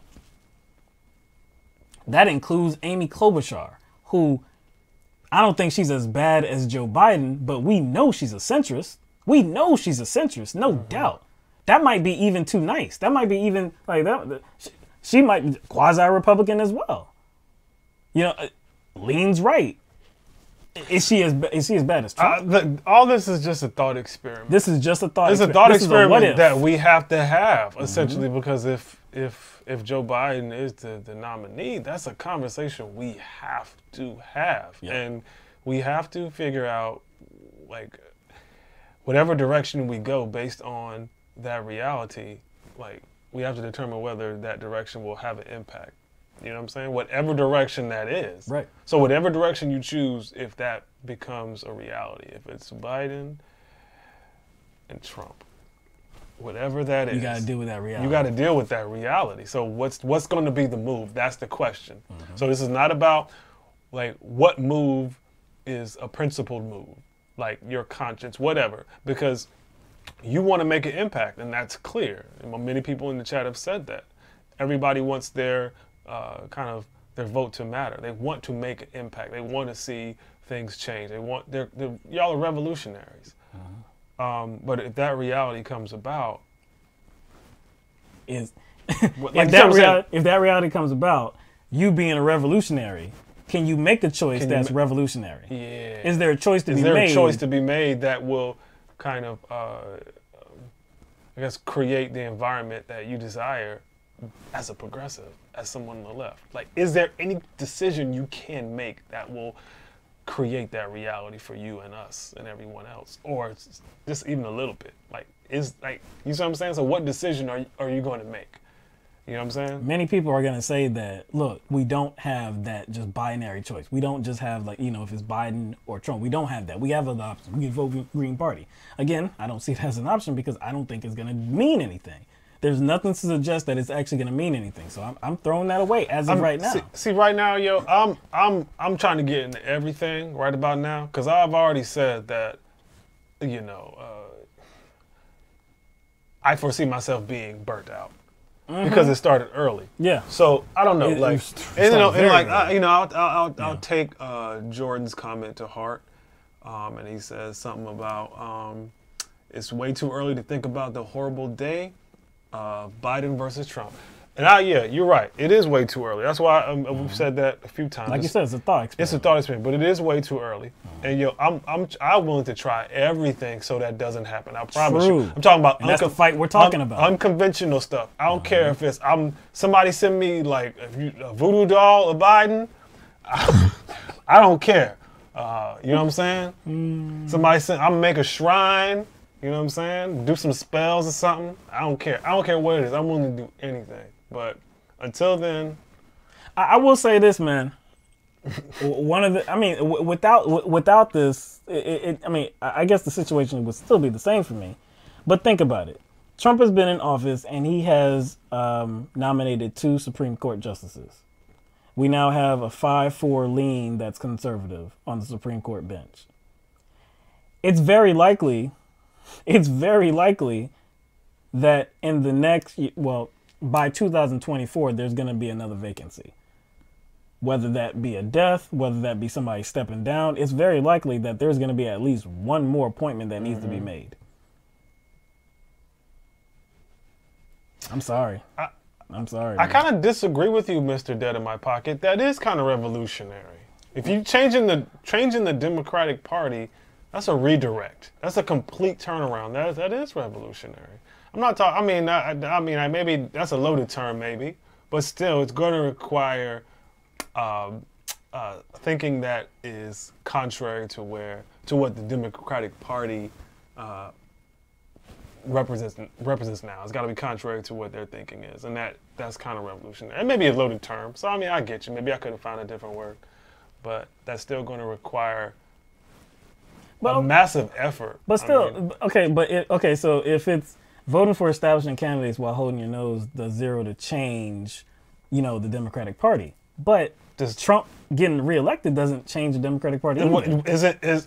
Couldn't I make the argument the other way that voting the third party and not making the impact is holding your nose up too? Is what I'm saying? And that does nothing to change the Democratic Party. It does nothing to change the Democratic Party. Like, if you want to change the Democratic Party, we actually have to make moves that would change the Democratic Party. I know it's tough. That's a tough job. Many people have been trying to do that for many, many years. But I don't see how staying home is going to change the Democratic Party. I don't see how voting third party is going to change the Democratic Party. I don't see how voting for Trump or none of this is going to change the Democratic Party. So we have to do something else that actually would. I'm not saying that voting for Biden would change the Democratic Party. But, like I said, man, this is just a what if situation. But I'm very clear in where I would go. I'm very clear on that. Shayna Lynn says define revolution. I don't know if that's to us or to anybody in the chat. Probably to both. Probably just an open question. I guess it's the a change to the social order in favor of a new one. That's revolution. Changing the social order in favor of a new one. That's it. And it's actually an ambiguous term because a revolution to one person may be different from another. It's kind of relative to however the person wants to change the world. So, if you want to change the social order, then you're revolutionary. No. Lisa, I completely push back on your last comment. Trump has done all the things that they've all been passed under a passive populist. Biden will have the same passive populist. I don't know why this is not clear. No, Trump and Biden are not the same. We can't live in that false reality. Trump and Biden are not the same. They would not do things the exact same way. They would not appoint the same Supreme Court justices or nominate the same Supreme Court justices. Healthcare would not be the same. The Muslim ban would not be the same. Transgender ban would not be. There's a whole host of issues would not be the same. Under Trump, lots of people's lives would be made way more uncomfortable than a President Biden. If you can't see that, I think what Lisa is, kind of trying to put forth is that most of those differences, are not going to mean something in the long run. It's probably what she's trying to get at. Most of the differences are not going to long run. Yeah. It's not How? Do you know that the Supreme Court appointment is for life? That's for life, man. How would that not have a long-term outcome? Well, that's the thing. Can you project actually what kind of outcome that would actually have? Like what? What, Trump remaining for 4 years and appointing another Supreme Court justice? You see what they're already trying to do with Roe v. Wade. All right, now, and we've seen like how Biden has a lot of conservative leaning, so he's unpredictable. You think he's unpredictable on being pro-choice or whatever like that? Would you predict that he would pocket $200,000 to stump for a right-wing candidate on those very issues? But see, this is the thing, though. This is the thing. There's no way he would have... Look, there's one thing for a Democratic governor in the state of Louisiana to be who he is, to be conservative. That's one thing. To be the president of the United States as a Democrat and to be pro-choice, to be pro-life would not fly. Any Democratic candidate would know that. No matter if you are in your personal life or whatever, no matter what your personal feelings are, there's no way you can make moves as a Democratic candidate, as a Democratic representative, as president. There's no way you can make moves on that subject to side with conservatives. Do you see it another way? There's no way he could even get the nomination. There's no way he could even get the nomination. I think, Jordan, you're saying something that's that's not even a question. Duh. Yeah, that's a duh right there. Yeah, I don't think that's a question. He would definitely serve the corporation. Mm-hmm. But I'm posing that to you. What? You think Biden, as a conservative on that issue, could even get the nomination? I'm not so sure, again, that's why I think Jordan's point still stands. It's too early because we don't know how he'd sell himself. Remember he said once Trump is gone, these Republicans will straighten up? Right. So what does that tell you about him? How much would he capitulate? Because he's just going to work with Republicans. Remember, he likes them. They're nice people. Mm-hmm. So how much would he work with them? You know what I'm saying? I get it. No, I understand. Like I said, on a subject like that, there's no way he even gets the nomination. So if he's going to be conservative on a woman's right to choose, he doesn't get the nomination. Because it's in Democratic circles. It's people that have Democratic leanings, liberal leanings, progressive leanings that are appalled by these states making these decisions, these heartbeat bills, these restrictive policies against abortion. These same people are not going to vote for somebody once he gets there. That's what I'm saying. How do we know what he'll actually do? And is he going to run for re-election? Is he going to run for re-election? Everybody has their eyes on a second bid. Mm-hmm. There's no way he does any. There's no way. So he wouldn't do anything to affect that second bid? Hell no. You could do shit like healthcare. You could be phony as hell on healthcare. That's the subject. Yes, you can be phony as hell. You could just be like, oh, you could even say, like we saw with Kamala Harris and even Elizabeth Warren. You can kind of, just backtrack on Medicare for all and be like, yeah, and leave yourself room to where if you are in that Oval Office, you're like, well, this is what we can get done, right? Mm-hmm, right. But on the subject of Roe v. Wade, you relate a little bit. You think he would be able to? So you don't think he would be able to survive? No, hell no, man. Healthcare is a wedge issue. Roe v. Wade? No, sorry. You've got to be a certain type. You've got to have that pro-choice mentality if you're going to be the nominee as a Democrat and to seek re-election as the president. If you don't have that mentality, if you appoint a conservative, oh, no. That's why I'm just saying he's unpredictable, man. I'm just saying I think in a lot of areas, I believe, yes, he is unpredictable. Do I still view him as somebody that is better than Donald Trump? Yes. And I do think that a lot of people have this concern. I don't want to like put words in Lisa's mouth, but I'm just kind of trying to create some sort of converging outlook here based on what she has said throughout this conversation. And probably a lot of people will kind of share this sentiment or this assumed sentiment that even though Biden won't be as bad as Trump, right? Even if that's the case, and even if that is a reality, that might cause some complacency to set in. Not with people like us and not with people like our viewers, but with the overwhelming majority of Americans, where some complacency will set in because Biden is a kind of a softer version of Trump. He's a softer version.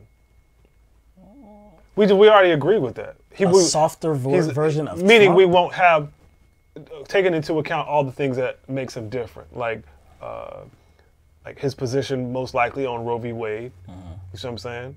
Like what other position will separate him from Trump? No transgender bans, Muslim bans. So the thing that would separate him from Trump would be like no Muslim ban. Okay, all right, but like healthcare would separate them too as well. So he would kind of reinforce the ACA. Right. Okay. All those things are good. Even the Tax Cuts and Jobs Act. Okay. All those. Okay. Not saying not saying that he will actually do what's best for like the middle class, but he wouldn't go as far as the Republicans would. Oh, right. Okay. And that's my point. Right. So even with those stark differences, do you think that will create some complacency within the American people? Because we're kind of back to some sort of what would appear to be an equilibrium, even though it's not. It's just I get what you're saying, and I couldn't say that that's not a concern, but what I could say is 4 years is a damn long time, and 8 years is an even longer time for people to actually be hurting. Do you understand? If it's one thing to take like a principled stand and be like, no, we're not gonna stand for this, this corrupt politician, right? We're not gonna stand for that. No, you better give us somebody better. Yeah, okay. I mean, I would do that in the primaries. Yeah, I would do that in the primaries. When it comes to the general election, who's standing right next to this guy is Trump. I'm just. Could you scroll back up to a comment about people being fired up about Trump? I forgot. I don't know who said it. It's not that high. It's a little bit more recent. But I see what you're talking about, the complacency. Complacency has been baked in for a very long time. And like I said, the whole complacency argument is people that know that we live in a system of the lesser of two evils. I get it. But we're still dealing with a reality type situation here where there's going to be two candidates. And one of those candidates are going to win the presidency. Whether you like it or not has no bearing on the outcome. That's going to happen. See, I think, was that Leonessa? Says he won't keep people fired up like Trump does. See, that is turning out to not be a reality.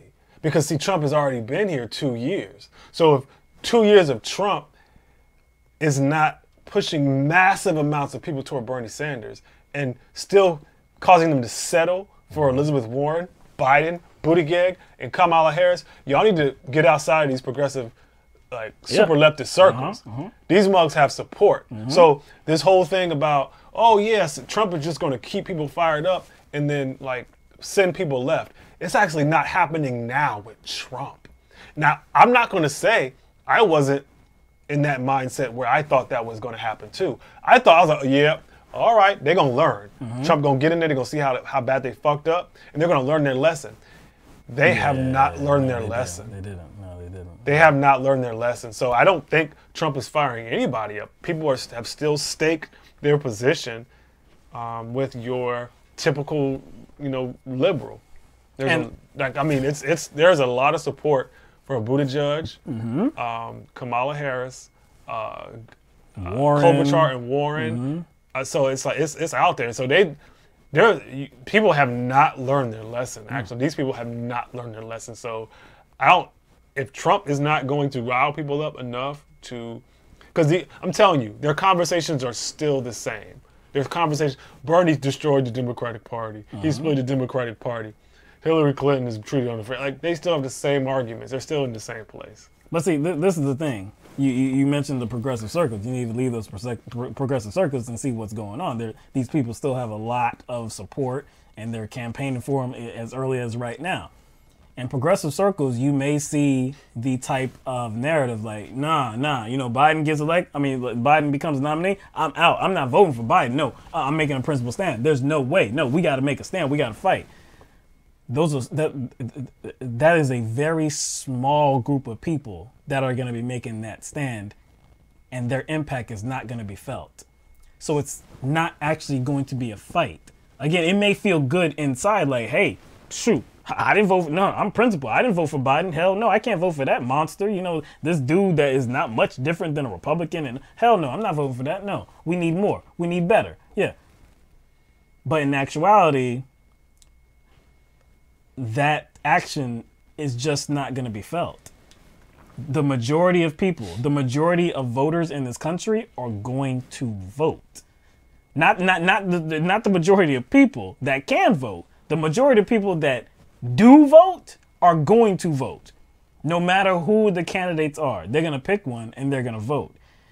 And the people that didn't, their impact is not even going to be an impact whatsoever. So in every election, I don't care where it is.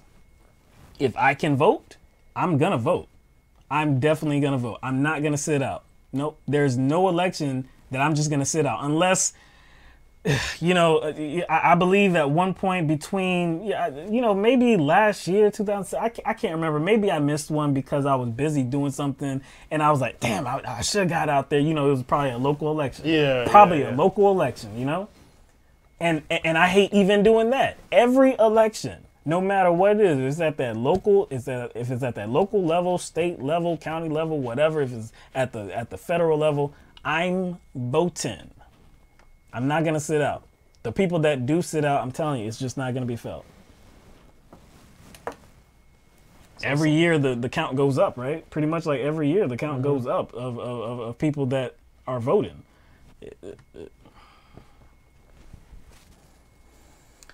All right. But like I said, all of this is just, like you said, a thought exercise. This is just, what if, what could happen, this and that. Hopefully we don't have to live in that, in that world. So anyway, we said we were going to leave a little while ago. Let's get to the super chat. Jay Scott said, dumb lefties, which that's, I think that's Sam, right? Yeah, Sam Cedar said the dumb left. Yeah. Dumb lefties. Don't try to impeach 45. Impeach almost 45 for servers. Impeach 44 for drones. Also, another one said we should be requesting impeachments for every member of our government. I don't know if I go that damn far. That's a little far. It's one of those, we're like in a catch-22. And I do think that maybe there was somebody in the comment section, I'm not sure if they're here. Maybe it's related to that catch-22 or a false dichotomy. But I don't think like anybody in our government's clean. Or most people in our government. I'd say most. I'd say most. So it's like, so who, checks who? Who decides to hold who accountable? Yeah. There's not many clean people. So does that mean, nobody can hold nobody accountable because most people aren't clean? I don't think we can get in that catch-22 or that, that stalemate. You know what I'm saying? You don't want to get caught up in that. I think that's what people getting caught up in and trying to always bringing up somebody's past. Like if somebody else is in trouble. I was like, nah, that's just no. We didn't do that with Hillary Clinton. That's all I'm saying. True. All right. Well, we hope that everybody enjoyed tonight's program. Enjoyed the issues that we talked about. And not really enjoyed, but, because we talk about a lot of things that are troubling. So it's not about, feeling, excited and encouraged by the news. It's just, I guess being here to, see us discuss them, and you involved in the chat section and discussing it with other people. We do try to create this community where people can exchange their ideas. Probably wouldn't be able to carry on the conversation if it wasn't for people kind of expressing themselves in the chat. So kind of let us know where you are, and kind of gives us an indication of where we need to go with the conversation. I don't understand that. All right, but yeah. So the weekend's coming. It's gonna be June when we come back. Whew. Don't know what's going on. Something's gonna as always. Something's gonna always break. Yeah. It usually happens on Friday. Always does. But we hope that you enjoy your weekend. Hoping you enjoy your night tonight. Hope that something that you can do, bring a smile, a laugh to your face, or something like that. My son just had to take him to the doctor today. Had to get his 4-year-old shots. He was crying beforehand in the morning because he equates that with shots. And he was right. He was going to get the shots today. But he was crying about, I guess because he thought it was going to be painful. When he was 2 when he got him, he was a mess. He was a mess, right? But he was 4. He's 4 now. I'm like, nah, you're going to be good, man. Don't be crying about something that you don't know, if it's going to hurt or not. I'm like, man, nah, just wait. You know what I'm saying? Just wait for it. See. But see.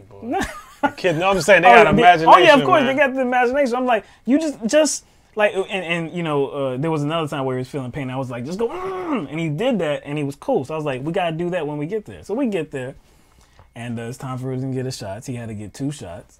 And I had him hold my hands, I was like, look at me, just like that, right? And he did it, took 2 shots. He was like, yo, that didn't even hurt. I'm like, I told you, man. I told you. And you know what? He probably said it just like that. Just like that, He said it just like that. I told you, man. Just like that, man.